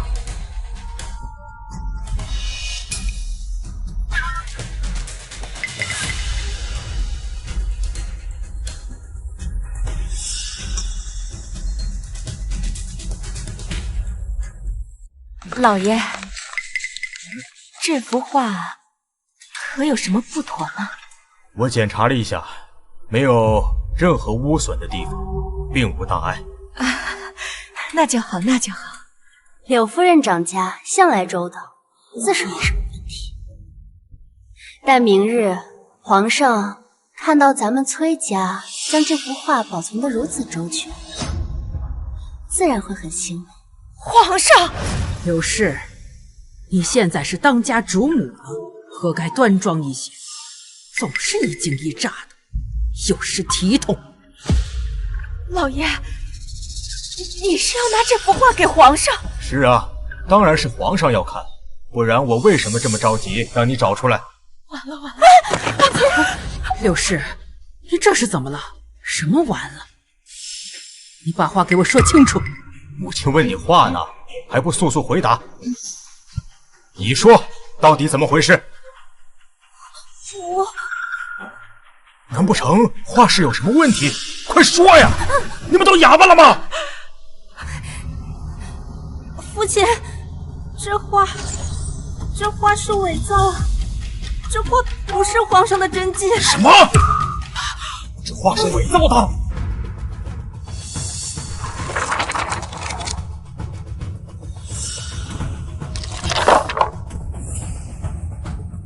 真的呀？真的去哪里了？啊！你快说，都什么时候了，还吞吞吐吐的？这玉字我的真迹到底去哪儿了？真迹被拿去当铺卖了。什么？什么？当铺？竟然把玉字的画去当了！柳氏，你怎么敢？你失心疯了吧？老爷，母亲，我不是故意的，是清远侯府提出，如果想要让星儿嫁过去，就得凑足5000两的价钱。可是这么多的现银，我实在是凑不出来。为了让星儿嫁过去，我才……母亲！你混蛋！那可是御赐之物，这你也敢变卖啊？你当皇上兴师问罪，这是抄家灭族的大罪呀！你是要害了我崔家满门吗？妾身这么做也是为了星儿啊！这幅画在库房这么多年都无人问津，我也没想到皇上会临时起意想要看它。糟了，是不是你卖画的事情被皇上知晓了？皇上这才追究问责。走吧。应该不会，此事我们做得极其隐蔽，当铺的人也保证过，绝不会将此事宣扬出去的。快！现在立刻去当铺，把画给我赎回来。要是被别人买走了，那就完了。好，我这就拿银票去赎画。且慢，崔文洛，你又要干嘛？柳夫人去当铺的时候，光是带上5000两怕是不够。你什么意思？你没当过东西吗？当出去的东西，若是想赎回来，是要加码的。你若是想原价买回它，也要问问店家答不答应。老爷，你去公账上把家中所有现银都带上，若是不够，就带上房契、地契，无论付出何等代价，都要把御赐的画给我买回来。去呀！慢着，切记秘密行事，不可声张，万不能将消息泄露出去，知道吗？好，我知道了。快去！哎呀！哎呦，母亲，没事吧？掌柜的，我前几天卖给你的那幅画呢？我要把它赎回来，快！是您呀，夫人，那幅画您不是已经当了吗？已经有贵客预定了。我马上就准备把它送出去。然后现在说小人不能再把画送了。不行啊，这不能给别人。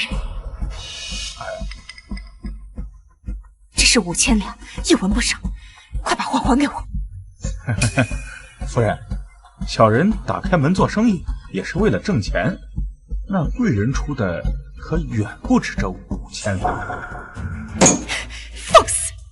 夫君可是相公，你得罪了崔家，有你后果自持。哎呀，夫人，您有所不知啊，那位贵人也是权贵，小的不敢开嘴啊。什么？倒是比崔家还要显赫的门第。那他出多少价钱？我愿出同价。啊，对方愿意出1万两。什么？真是危言耸听！你该不会是落地起价，故意蒙骗我吧？夫人，您这说的哪话呀？您是相国夫人，我小的看，对方真的愿意出1万两。夫人要是不信，我回头把那字画卖了，把那银票给夫人过目。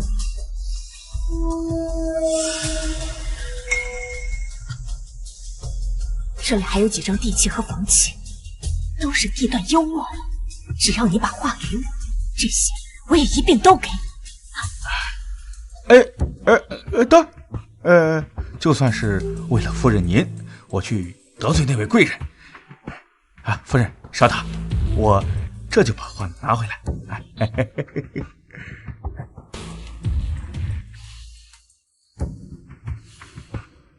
夫人，请您过目。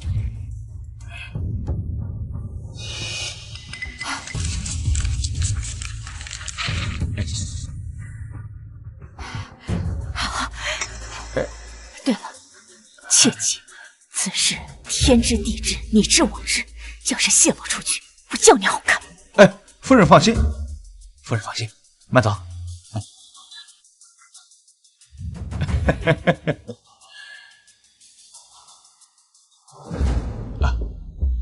殿下，崔家的东西都在这里了。正如殿下所言，崔家为了拿回那幅画，已经不计一切代价。做得不错。崔家底蕴不深，这些东西怕是动了崔家的根基。可偏偏我们又拿了一幅假字画给他，小的怕崔家不会善罢甘休啊。放心吧，崔少自身难保，柳氏更是自寻死路，没有人敢动。是，殿下。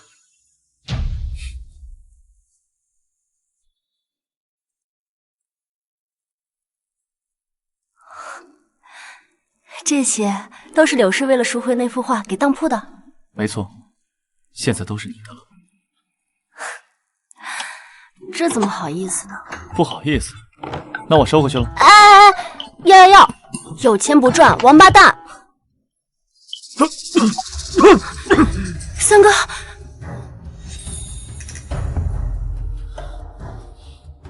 我先回去了。三哥，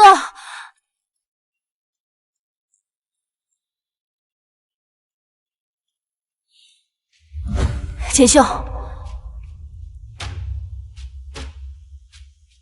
我让你查的事情，查的怎么样了？奴婢按照小姐的吩咐，四处找走街串巷的乞丐打听，已然知道千机阁在京城的驻点在何处。传闻千机阁无所不知，无所不能，但要找他们办事，需要付足酬劳。这里是5000两，全部给千机阁。我要他们在1个月之内找到神医的下落。我怀疑能解毒的人，就是当年下毒人。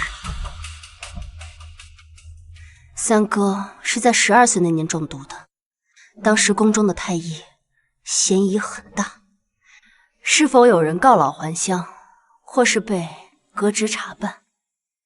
他们此时又在何处？我想这5000两能让千机阁给我们一个答案了。是，小姐为了殿下一掷千金，若是殿下知道，他的命我真掷重掷，千金不换。待他解了毒，我报了仇，我便与他共结连理，相守白头。皇上，当年您赐给崔家的松柏鹤寿图在此，请您过目。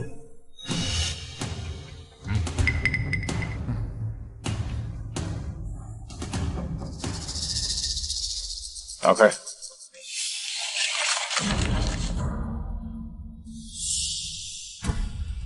崔相，你当朕老眼昏花，朕连自己的话都认不出来了吗？皇上这是何意啊？老臣愚钝，还请皇上明示。玉存墨宝，你们崔家私下拿出去贩卖啊？还拿一副假的来糊弄朕？崔相，你让朕也太失望了。皇上，老臣岂敢？这些年我崔家将此话细心保管，由内子保管。定是老臣家中生出内贼，偷天换日的，老臣真的不知情啊！你给我滚出去！好好问问你的夫人，到底是怎么长家的？一屋不扫，何以扫天下啊？连个小小的崔府都治理不好，朕看着丞相快是要做到头了。皇上恕罪，老臣这就回去将来龙去脉查清楚，一定给皇上一个交代。滚！是。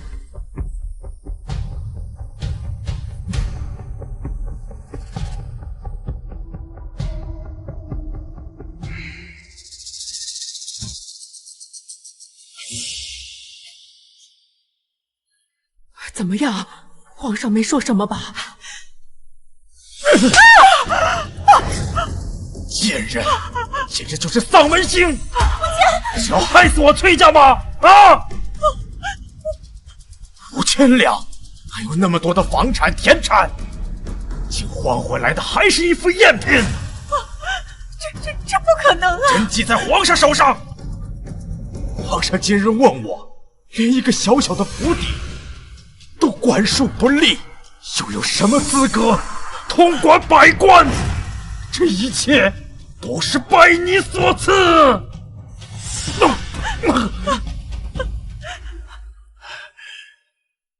要是何世在，以他的才华学识，又怎能做出此等荒谬的事啊？当初他突然暴毙，死后又被人下了锁魂阵，定是你这贱人所为！不是我！来人，上家法！我狠狠的打，打到他承认为止！不，老爷，不！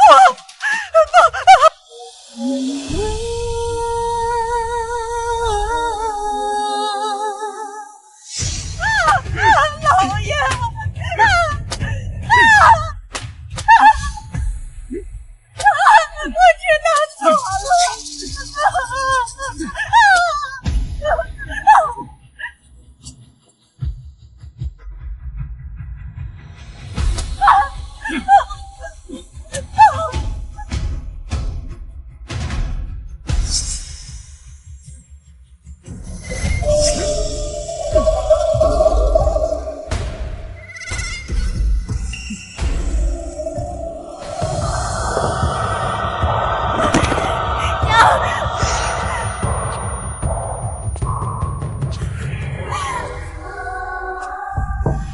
祖母，父亲。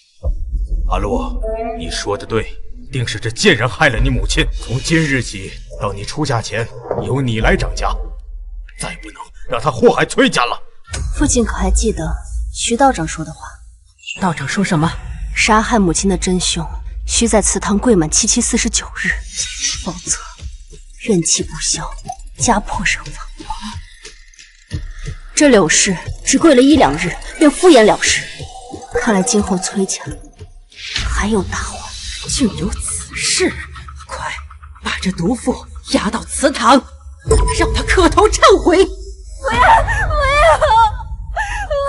锦绣，奴婢在，把人带走。是。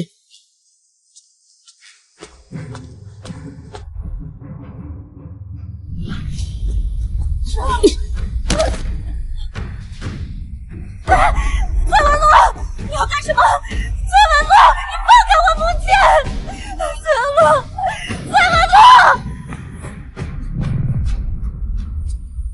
我的母亲出生于高门望族，博闻广识，人善慈悲。即使是你的出现，夺走了父亲所有的偏爱，他也从不曾增援，反而善意接纳你。可你却联合你的手下，传播他子嗣凋敝，不配其位，让他郁郁寡欢，卧病在床，又勾结大夫在他的药里下毒，日复一日地拖垮他的身体，将他害死。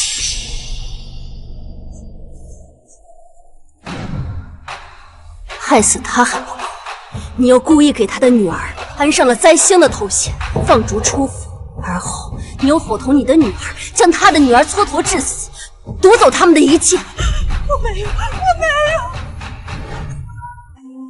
柳氏，你的罪状罄竹难书。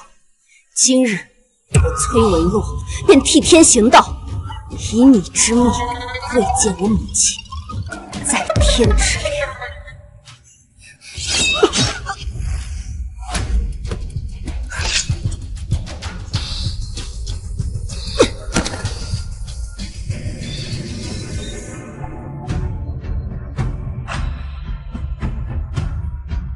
母亲，你看见了吗？你的女儿给你报仇了。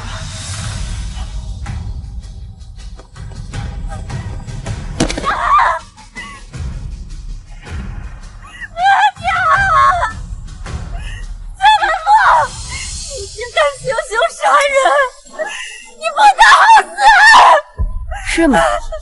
你放心，就算是死，你也一定死在我前面。现在是你娘，下一个你猜是谁？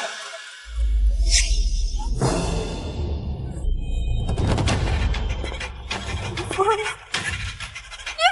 了！不疯魔，不成魂，以公理和正义心理，是仇人的心。柳氏之死不发丧，不出殡，对外就说他是畏罪自尽。如此，你也能给天家一个交代，不至于再被问罪。是。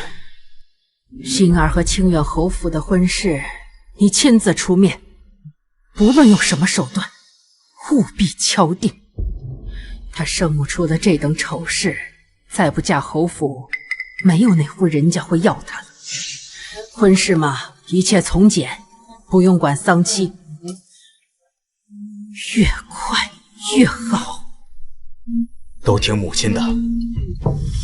阿洛，我知你母亲临终前给你留了一笔嫁妆，祖母希望你拿出一半分给你的妹妹，当做陪嫁。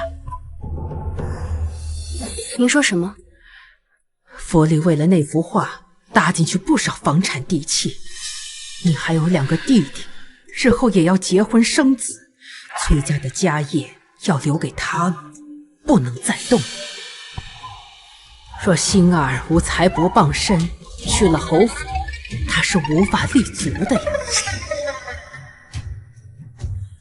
我知你记恨他们母女，但柳氏，你不该你却杀了他。于情于理，都该给星儿一些补偿。他们母女也是可怜人。他们可怜，我母亲就不可怜吗？柳氏不该死，我母亲就该死吗？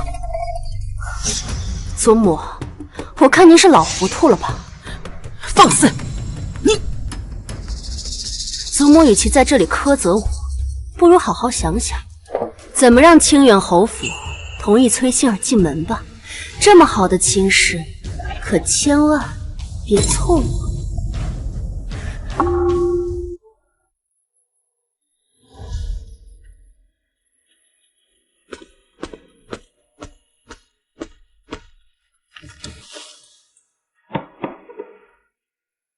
想什么呢？这么出神。三哥，给你的。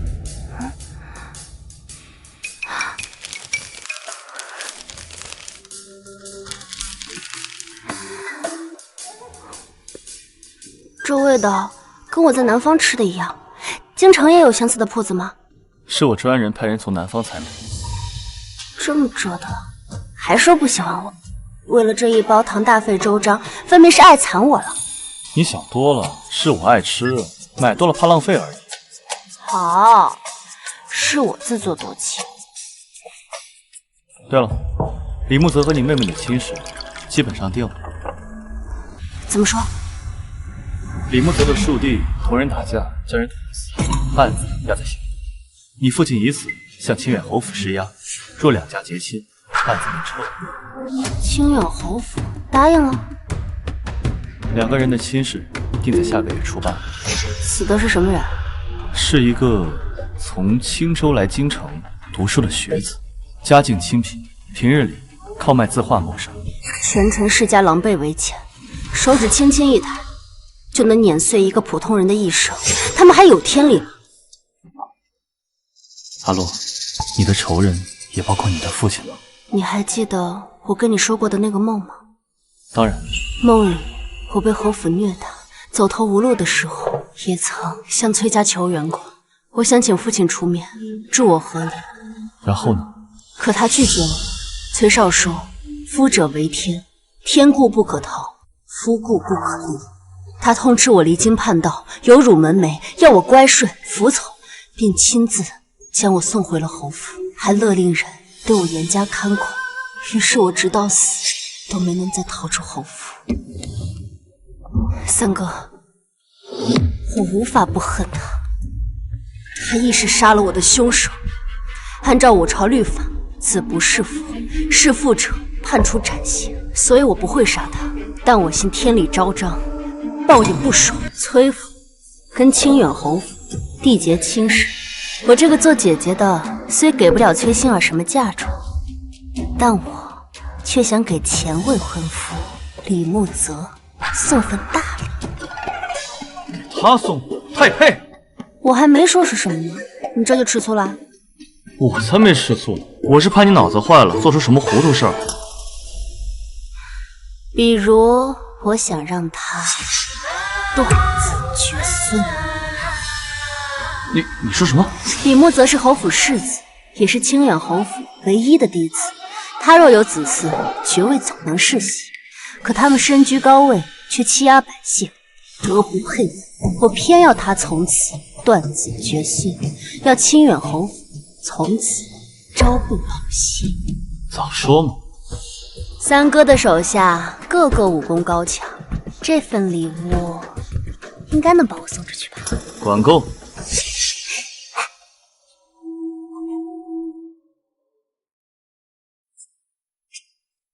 崔大小姐，你在吗？奇怪，明明是崔文洛传话让我过来，却不见他人影。崔大小姐，莫不是你害羞不敢出来见我，还是说你觉得我跟你妹妹是有什么误会，所以才不肯见我？若是你改变主意，我愿意跟家里说明，不娶崔馨儿，改为娶你，可好？狗东西，跟我主子抢女人，打死你！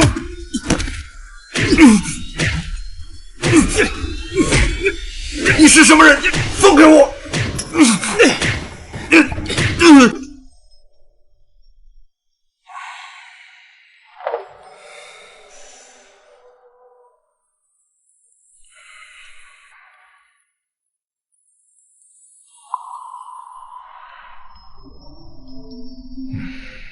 大夫，疼得厉害，可有方子呀？疼痛尚可缓解，但有件事，小人得让世子知道。快说吧。世子您以后恐怕无法人道，想要子嗣是不可能了。你在说什么？这不可能！一定是你这个庸医误诊、误判。小人所言句句属实，就算是大罗神仙下凡，也难治世子的病症。世子若日后想要延续香火，可以从旁支再过几个孩子。滚！你个庸医，你给我滚！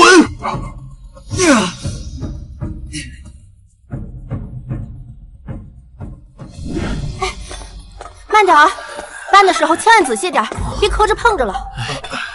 去吧去吧。妹妹，这是在准备嫁妆吗？我听闻祖母先前本想在陪嫁礼中匀出一些给你，可谁知清点的时候却发现柳氏罗洞店卖了他老人家不少东西。祖母一气之下，把库房的锁都换了，就再也不肯给你任何贵重物品。依我看，你这箱子杂七杂八的加起来，也不值几个钱吧。裴文洛，你得意什么呀？我嫁妆再少，那我未来的夫君也是清远侯府的世子。等我成了世子夫人，再有了子嗣，就能袭爵，什么享百年。而你啊，永远都会被我踩在脚下。恭喜恭喜，那我拭目以待。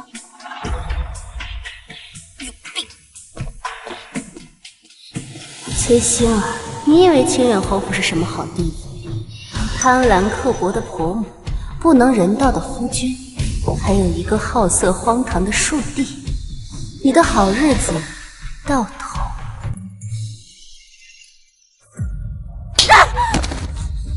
哼！婆母，儿媳今日刚进门，侯府不操办婚礼就算了，你怎么还动手打儿媳啊？你还好意思说？当初两家一亲的时候，是你母亲亲口允诺，要给你准备5000两银子作为嫁妆。嫁妆呢？你带来的都是些什么东西？想用一箱子破烂货就换一个世子夫人的位置，崔家真是好盘算的。之前如果不是婆婆你咄咄逼人，非要那5000两，我母亲也不会犯下错事，因此惨死。如今银子没了，人也没了，你说这些还有什么用？同为崔家的女儿，你长姐富贵傍身，而你却如此寒酸。果然，不同娘养，名门望族的大家闺秀，岂能是那搔首弄姿的姨娘能比的？婆母，你怎么能这么说我母亲？你可心当口德吧！第一日进门的心腹，就敢如此顶撞婆母。既然你不懂什么是规矩，那我便让府里的下人好好教教你什么叫规矩。你在此看着，没有我的允许，不准起来。是。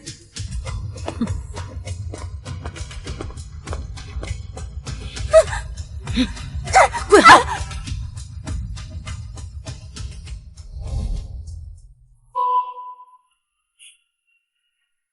今早我也送了李木子一份大礼。你又送我什么？我将他绝子无嗣的消息透露给了他庶弟。你这是想让他们兄弟反目？我朝袭爵制度森严，若嫡子无直系子嗣，便失去了袭爵的先天条件，可由家中庶子按照长幼秩序继承。侯夫人只有李木泽一个儿子，若确定无后，便失去了袭爵的资格。平日里李木泽和他的庶弟关系并不融洽，这一次他的庶弟有资格踩在嫡兄长的头上，他又岂会放过？三哥，没想到你是黑心芝麻丸呀！你要坏，我这是近朱者赤，近墨者黑，被你带坏了。在你的梦里，他们这么欺负我，我又岂能这么轻易放过他们？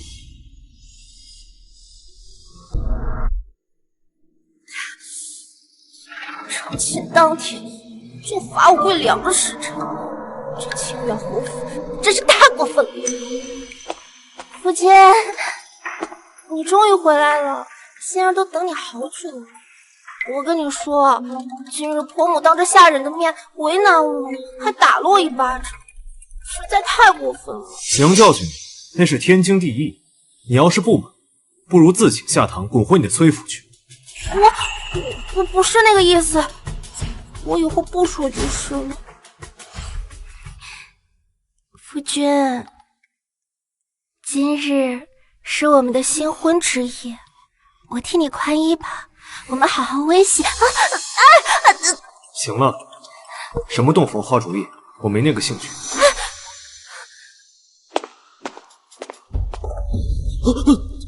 大哥，李楚，你在这里做什么？大哥，今日可是你跟嫂子的大喜之日，你不进去跟嫂子睡觉，这是要出去啊？我做什么，还轮不到你一个庶子指手画脚。这里是我的院子，你却在这里侧耳旁听，你还有没有规矩？大哥，之前就有人给我说过，你不行，这我还不能确定。现在看来，那人倒是没骗我。你说什么？大哥，你就承认吧，你被人给打坏了，已经不能给侯府传宗接代了。与其放任这么美的嫂子独守空房，你不如把她让给我呀。哎，你说，要是父亲和皇上知道你已经绝嗣了，这清远侯府的世子能让你做吗？你在胡说什么？我行得很，怎么可能绝嗣？大哥，这子嗣可骗不了人的。你说这1年2年的你还能搪塞遮掩，那3年5年呢？你能遮掩得过去吗？我说是你，就趁早让位，别占着茅坑不拉屎。你给我滚！要是再敢胡说八道，割了你的舌头！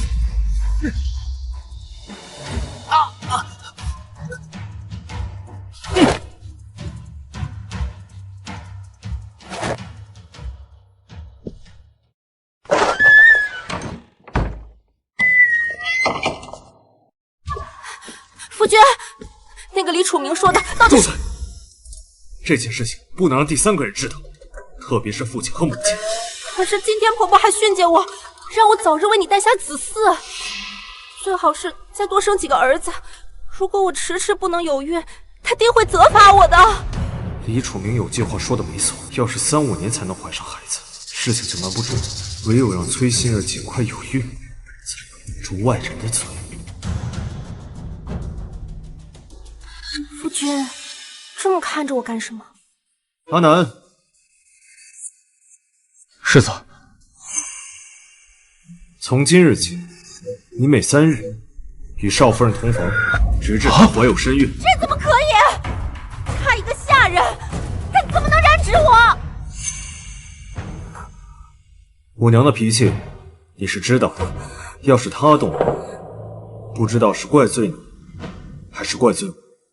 好了，心儿，只要你乖乖听话，你就还是能好好做你的少夫人，这样对你对我都好。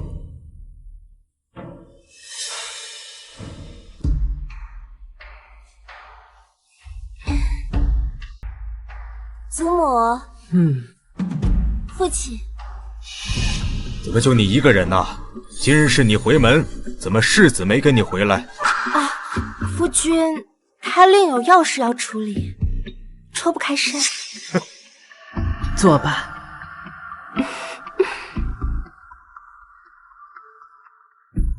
嫁去侯府，一切可还安好？好，孙女好得很。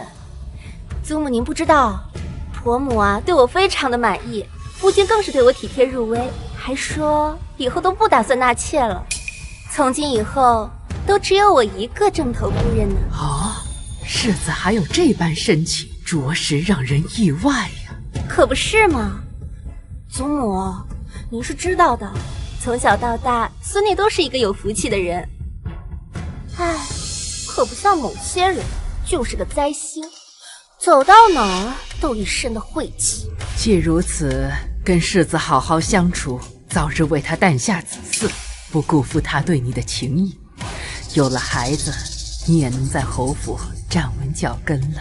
祖母您放心，孙女啊一定会尽早有孕的。今日一早，婆母还特地命人给我送来了滋补的汤品呢，让我好好保养身体。甚好。那妹妹可要好好滋补，不要辜负了侯夫人一片心意。我看您那婆母好像不是很好相处的样子，若是太久没怀孕啊，她怕是要找你麻烦。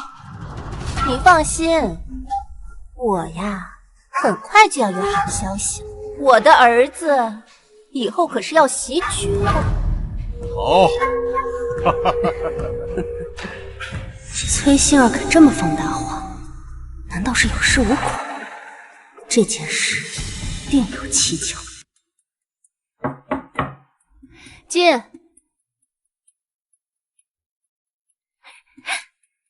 三哥，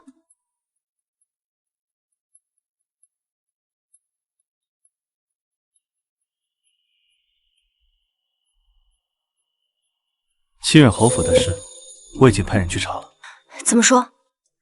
说说吧，都查到什么了？崔大小姐，昨天属下带人去夜访侯府，发现李木泽的院子里一到晚上就不让下人伺候，只留一个小厮在身旁。崔馨儿是女子，身边应当由婢女照顾才行，只有一个小厮，行动多有不便。是，属下也觉得蹊跷，所以就多留了一会儿，看到了难以置信的恍惚。快说快说！啊，就寝的时候，那个小厮进了崔馨儿的婚房里面，但是世子李木泽进了隔壁的屋子里。你是说同崔馨儿圆房的人不是李木泽，是李木泽身边的小厮？是。李木泽默许了他们这样做，还主动给他们腾位置。他应该不是默许，而是主导这件事。一旦崔馨儿有孕，他不能人道的事，即便被外人听到，也会觉得是胡诌。哪怕这个孩子不是他的血脉，也占了侯府嫡孙的身份，袭爵一事就轮不到他的庶弟，或者是其他的旁支兄弟子侄。待到事成之后，再将小厮杀掉，这件事便会被满天阴。难怪崔馨儿连这么荒唐的做法都能答应。为了保全世子跟世子夫人的身份，这对狗男女还真是无所不用其极。你这又是在打什么鬼主意？像我这样正义凛然的大善人，怎么可能眼睁睁地看着心怀不轨的人恶意混淆侯府的血脉呢？滋事体大，我当然得好好的提醒提醒侯夫人才行。老夫人，崔家大小姐有要事想要见您。崔家大小姐崔文洛？是。这么晚她来干什么？进来吧。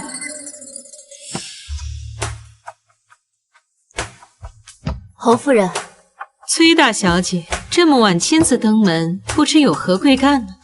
实不相瞒，是我今日得知了一件事，心中不安，不吐不快。什么事？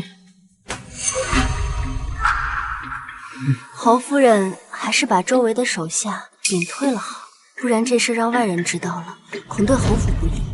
难道你要说的事情是与我侯府有关？我身边的丫鬟都是我的心腹，你但说无妨。那我要是说了，侯夫人，你可千万做不要被吓到了。我操持侯府多年，什么大风大浪没见过，一点鸡毛蒜皮的小事还能让我失了态？我妹妹刚回门，我亲耳听到她跟她身边的婢女偷偷说，世子他中看不中用，他一点也不喜欢，反而是世子身边那个小厮孔武有力，深得他心，他俩已有私情。简直一派胡言！他们俩刚刚成婚，正是蜜里调油的时候，他怎么可能看得上一个下人？我也不相信呀，可是他话里话外把那小厮夸的天上有地下无的，还说他会趁世子喝醉快睡着的时候偷偷去找小厮约会。哦，没准他现在这个时辰正在跟小厮幽会。我怎么知道你不是诓骗我？她是崔家二小姐，做了这等丑事，我遮掩还来不及，怎么会主动前来告知？实在是不耻这等行径，也不愿世子和侯夫人你们被愚弄，心中不安，才忍不住前来告知。崔大小姐，你先回吧。是。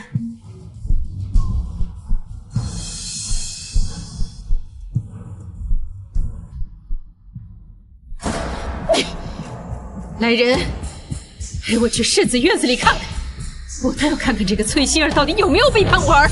是。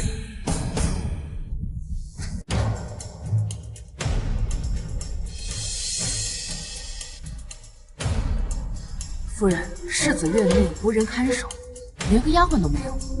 如此反常，难道真的像那个崔文洛说的那样？夫人，房间有动静，要奴婢去通报一声。什么时候了，还通报什么？把门给我踹开！万一世子和少夫人在里面闹了个误会，奴婢怕世子责怪。我是他娘，他怪什么怪？就是要怪，也该去怪崔文洛。闪开！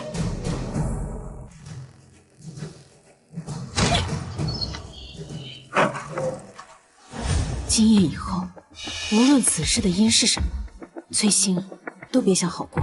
没有以后，我已经让崔心儿活得够呛。你，夫人，饶命啊！夫人，你们竟敢暗中勾结，贿赂侯府！来人，把这奸妇淫妇给我拖出去，沉塘处死！不行，你不能杀我，这都是你儿子所使的。你个贱人！这都什么时候了，你还敢狡辩？你把世子叫出来，你当面问他呀！世子呢？世子呢？娘，你怎么来了？夫人，世子是从旁边的屋子里出来的，定是这二人为了苟合迷晕了世子。你看看你娶回来的媳妇儿，竟与你身边的小厮搞在一起，他们这样对你，那简直是丧尽天良啊！世子爷，世子爷，你要为我做主啊！我都是凭你的命令行事，世子爷。一派胡言！我儿怎会做出如此糊涂之事？无子，事到如今你还不说吗？娘，你能不能先让他们出去？出去？出什么出？他们两个做出这样的丑事，难不成我还要给他们留面子不成？娘，前些日子我让人打坏了身子，可能以后再无此事。什么？怎么会？娘，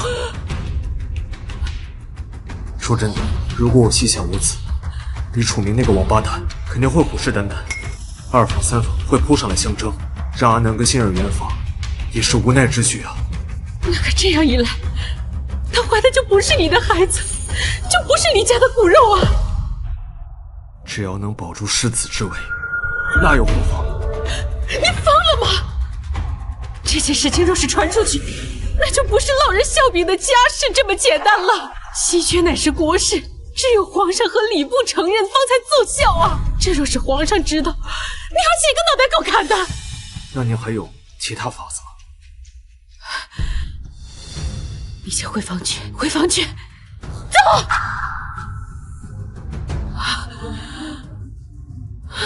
来人，把阿南给我关进柴房！夫人饶命！夫人饶命啊！饶命啊！这一崔希儿，先把他给我锁在房间，不准他出去。待我想到对策，我再来处置他。看是。不行，不行，你们不能这么对我！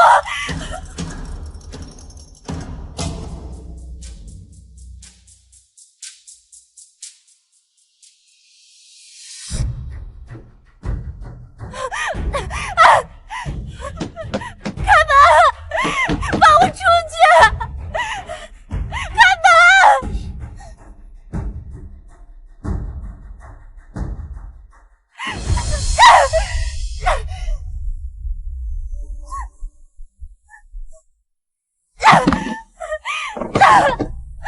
混蛋！混蛋！混蛋！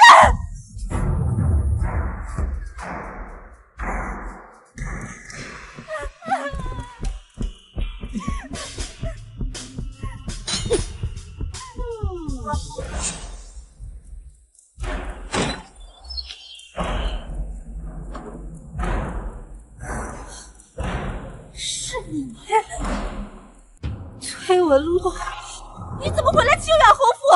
很意外吗？我对这里可比你熟悉多了。什么意思啊？这间屋子里的陈年旧事，还是跟我记忆中的一模一样。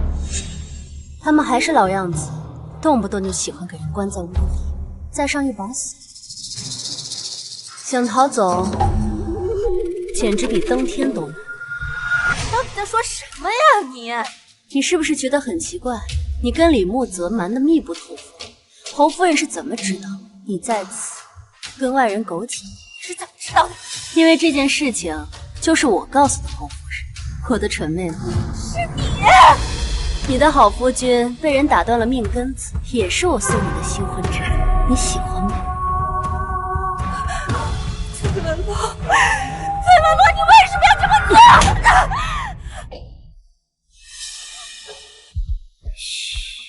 我话还没说完呢，在我母亲后院的那些白骨，也是我找人亲手去买。还有，李慕泽在春日宴上的那幅画像，也是我找人故意栽赃的。至于皇上给崔家的那幅松柏鹤寿图，你不会当真以为市面上有人敢随意买卖皇上的墓宝吧？那也是你设计的。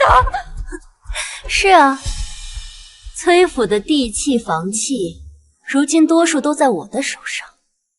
崔少跟柳氏汲汲营营半辈子，竟如此不堪一击，你不觉得可笑吗？我母亲也是被你杀死的，这世界上怎么会有你这样的人？你简直比鬼还可怕！那你怎么知道我不是地狱里爬上来的鬼呢？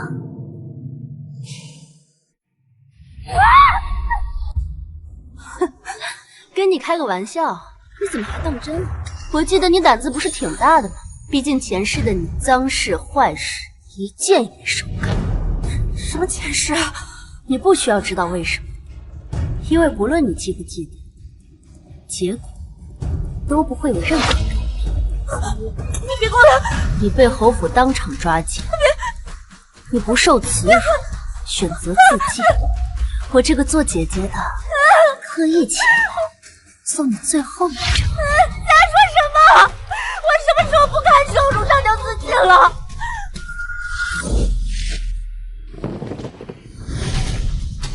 今夜，此时。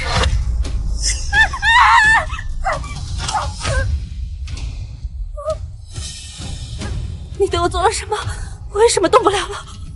点了你的马血，崔二小姐，下辈子投胎记得做个好人。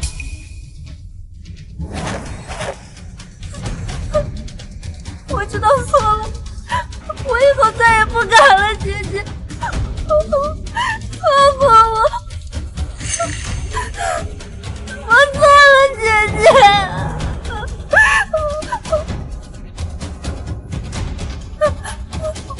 我错了，姐姐不要，我知道错了，姐姐你放过我，我以后再也不。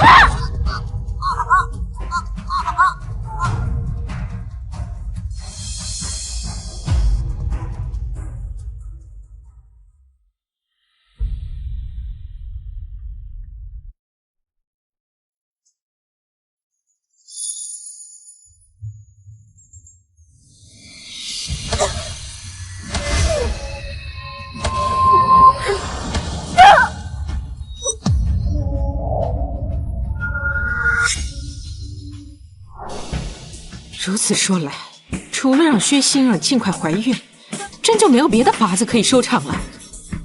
娘，你放心，让馨儿怀上身孕，我就派人杀了阿南，此事应该是最有且了。待会儿你就把崔馨儿给放出来，同她讲清楚利弊。崔馨儿不会再来了。崔大小姐姐还在我侯府未回去，今夜清远侯府这么热闹，我岂能错过？你竟然还敢！上次你约我出去，途中暗算我，这笔账还没跟你算呢。世子是不是误会什么了？我与你素不相识，怎会单独约你？你搞错了吧？不过眼下，我的确有件事情要跟清远侯府算。我的妹妹崔馨儿被你们侯府戕害，悬梁自尽了。侯府是不是应该给我们崔家一个交代？你说什么？崔馨儿死了？夫人，世子，不好了，少夫人她自缢身亡了。娘，她怎么会死呢？现在走吧。他是与人同奸而死的，与我侯府有何干？侯夫人，我还在这儿呢，你竟敢当着我面睁眼说瞎话吗？我的妹妹崔馨儿就是被你们给逼死的。你的儿子不能人道，你就强迫他与小厮苟合。事情败露之后，你们却翻脸不认人，活活逼死了清远侯府，丧尽天良。殿下，崔大小姐简直就是我现在最敬佩的人。你看啊，人是她杀的，现在责任还推得干干净净，侯府还得背锅。怎么能说是背锅呢？明明是他们陷害我。行，您说的都对。崔大小姐，今日的祸端难道不是你带来的吗？到底还想怎样？我来探望我的妹妹，竟被你们说成是祸端。那好，我现在就回去告诉我父亲，定与你们侯府不死不休。你走。是。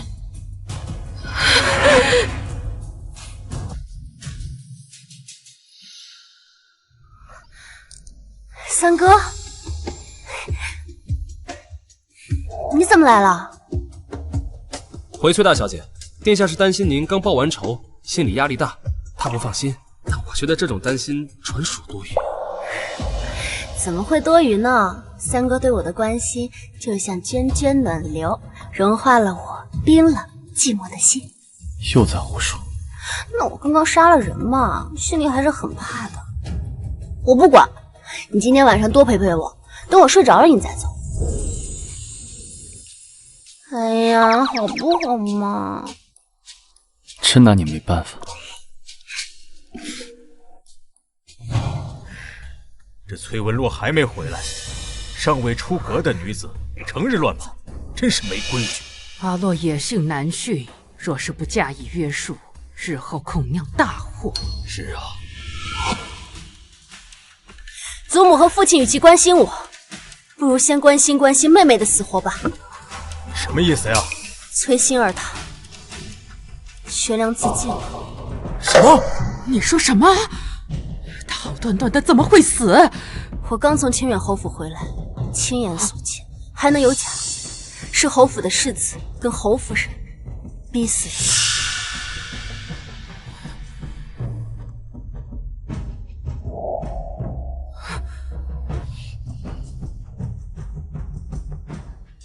事情的经过就是这样。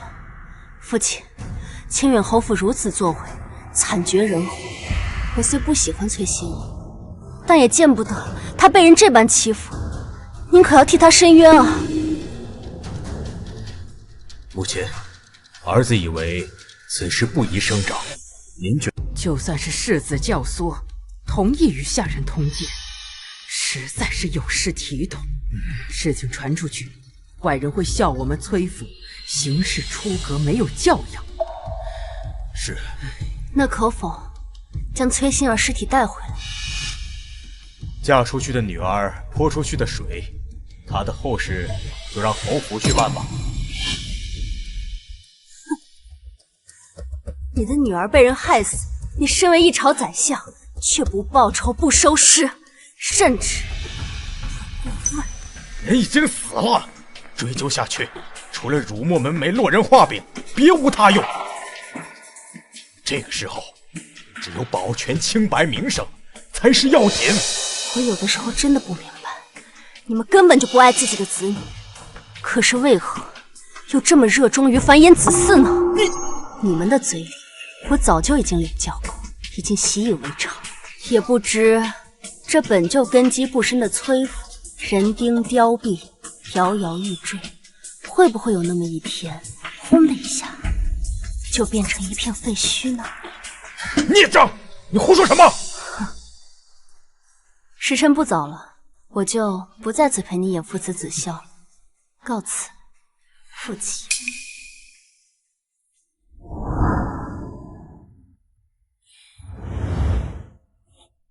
三哥，怎么了？我在想崔馨儿，当然不是后悔杀他，他对我的所作所为，我把他千刀万剐100遍都不会手软。我在想，不管是我还是他，一条命，在父亲跟祖母的心里都没有名声重要。若真爱惜自己的羽毛，为什么轮到自己的时候，就徇私枉法，草菅人命了呢？他定是不会如你所愿，去找清远侯府的麻烦。无妨，不管是清远侯府还是崔家，有一个算一个，我都不会让他们好过。不过在此之前，我还有更重要的事情。什么事？你的毒，我找到破解之法了。你说什么？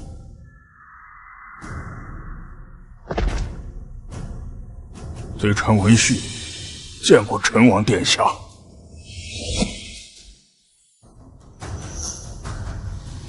文太医，本王记得你当初在太医院当时，后因上了年纪告老还乡了。我从一开始就怀疑是太医院的人下的毒，所以让千机阁重点排查那些年离开京城的太医。此人终于找到了。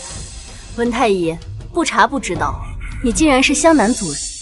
湘南人最擅长用毒，特别是蛊毒。陈王这些年体内的毒寻遍了名医，也无人知晓是什么毒，可见他的出处如此的刁钻特别。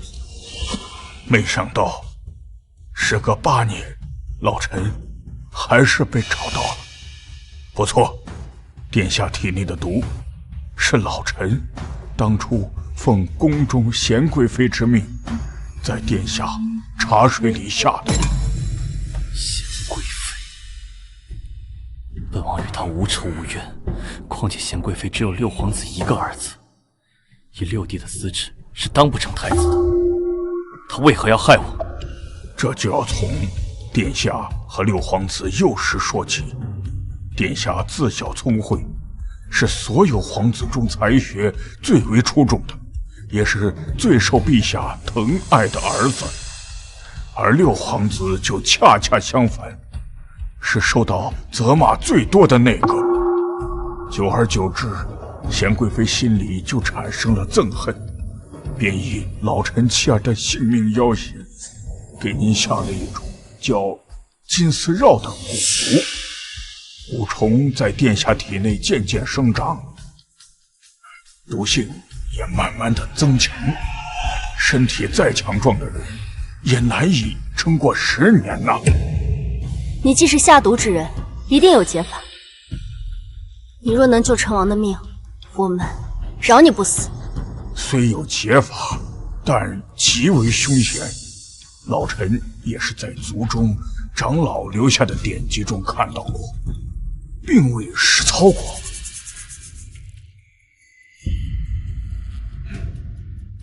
起来说吧。谢殿下。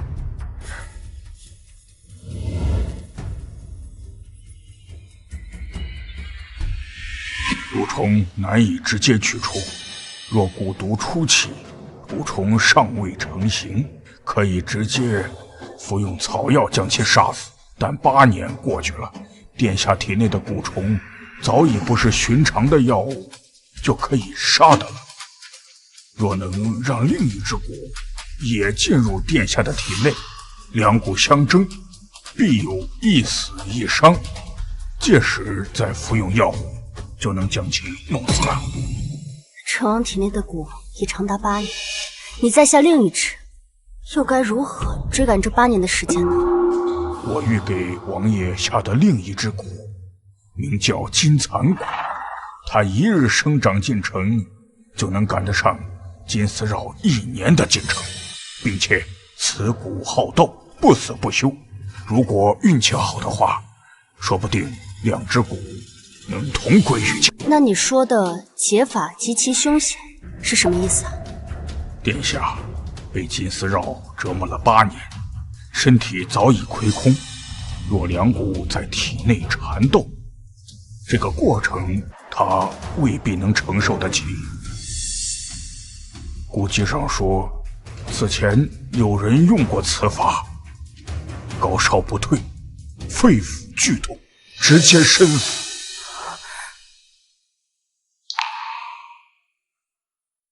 既然有办法，那就试试看吧。三哥，温太医是你吃重金，费尽千辛万苦找到的，我也跟你一样，不想留有遗憾。且看命运会不会眷顾我这一次。殿下，请吧。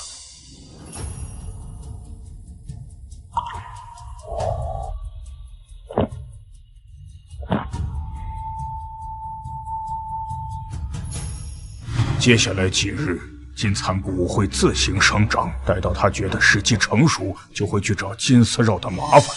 一旦两股相遇，殿下需要承受的痛苦难以预计啊！退下吧。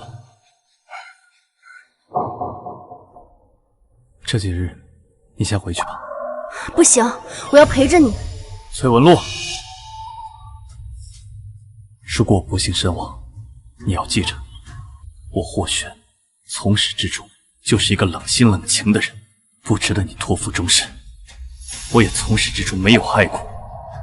如果上天有心让我解了毒，长久的活下去，余下的话，我再慢慢说给你听。你当然要说给我听，无论上天入地，我绝不会放过你。无论你在哪里，我都会与你纠缠不休。魏南，属下在，送崔大小姐回去。是，崔大小姐，请吧。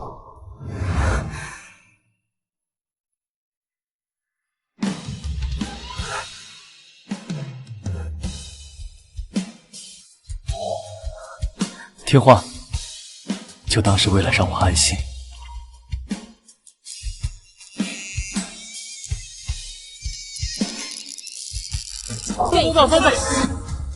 我先来，送我一个，我也来，我也来，我先来，还有我，按这儿就可以了吧？我愿意作证，我也加入。等这一天等好久。一起来，惩罚，一起。这些天我一直在搜罗你处于杀人的罪证。崔少受以刑不包庇元凶，有目共睹，待来日正宫成堂，必有回响。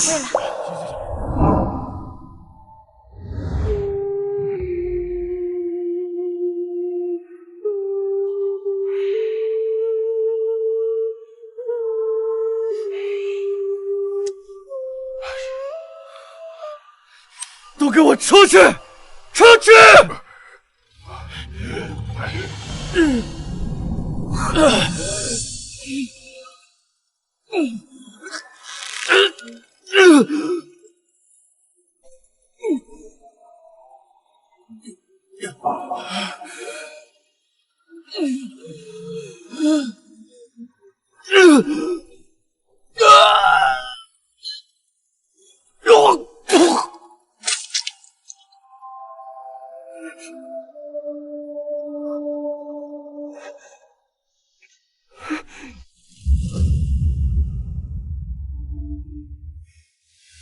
小姐，你的脸色怎么这么差？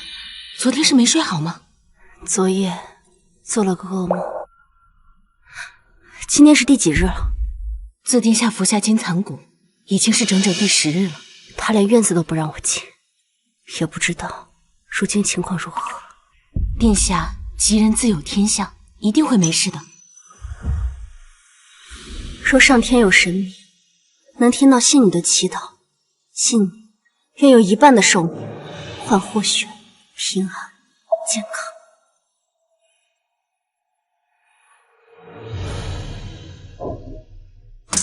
若是有神明，刚才你的话一定不可作数。童言无忌，不可当真。三哥，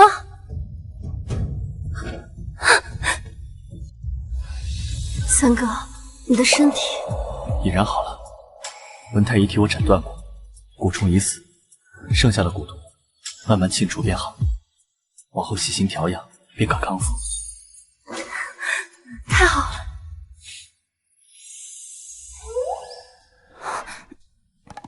抱歉，陈王殿下，刚才是小女子失礼。你可是天皇贵胄，而我只是一介罪臣之女，根本配不上你啊！再说了，你根本就不喜欢我，之前都是我自作多情，今后我一定会循规蹈矩，懂得分寸。对不起，都是我的错。以前我说不喜欢你，字字句句都是假话。我知道呀，你当我是亲妹妹吗？你对我只是兄妹之情，并无男女之意，我以后绝对不会忘记。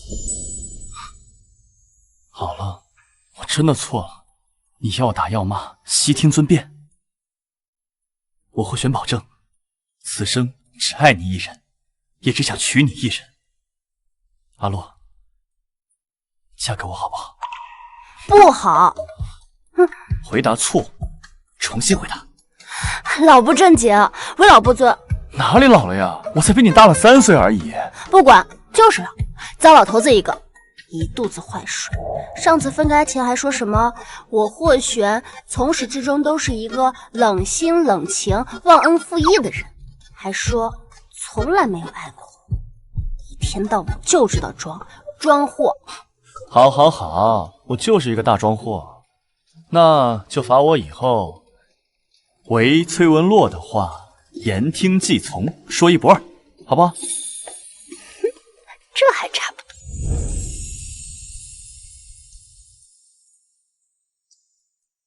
崔文洛，那我再问你一遍，嫁给我。好，就算死亡，也不能将我们分开。三哥，宣陈王崔文洛觐见。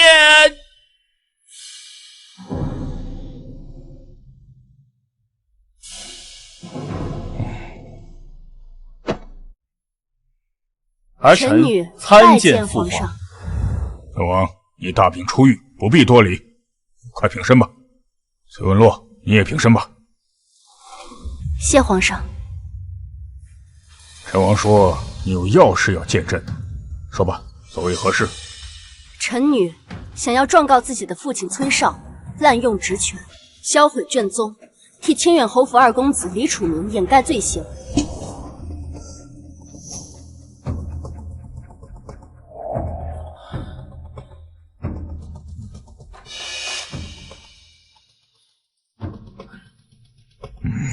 这是一份陈情书，上面详细记载了案发时李楚明行凶的经过，同行的人皆可作证。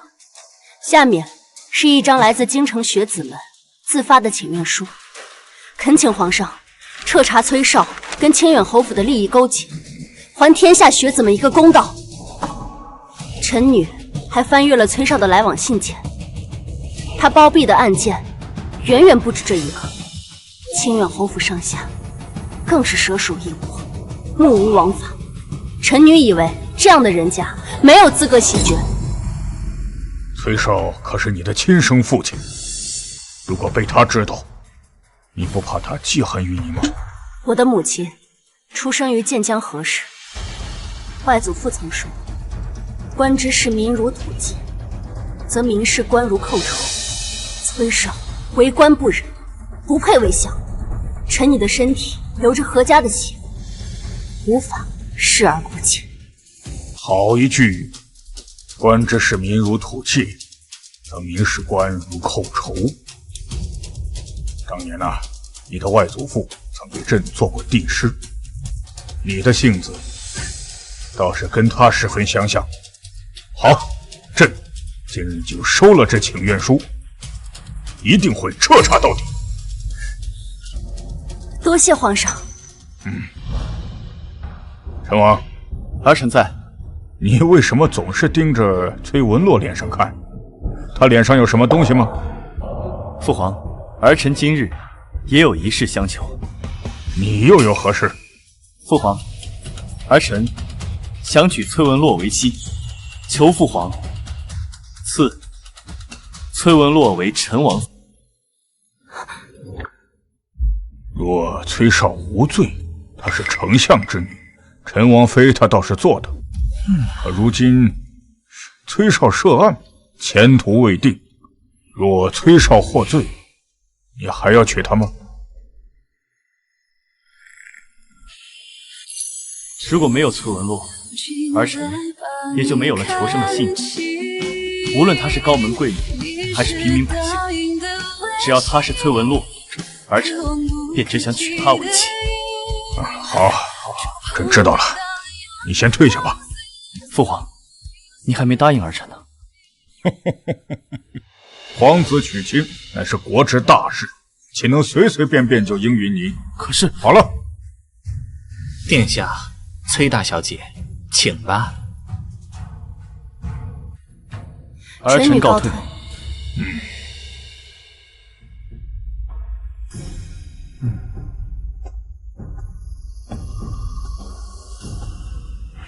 过来，去把礼部尚书找来，让他着手册封陈王妃的圣旨。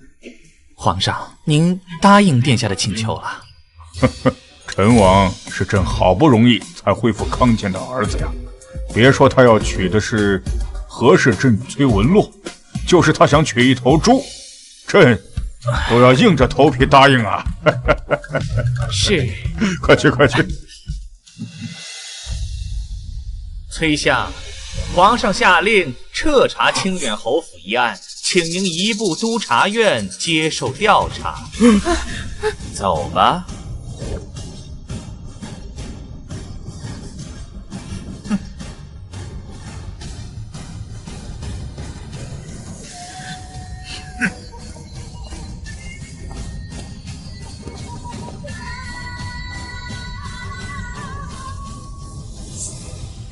不敬父，有违伦常。崔文洛，自你进京，崔家就被你搞得天翻地覆。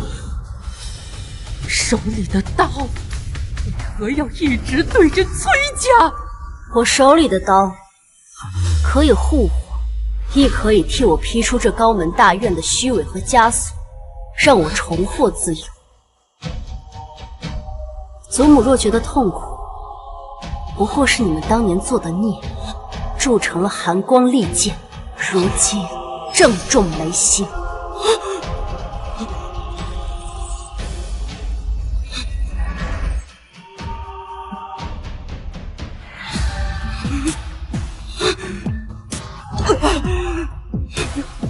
前尘旧恨昭许，爱人得以重逢。从此海晏河清，盛世长宁。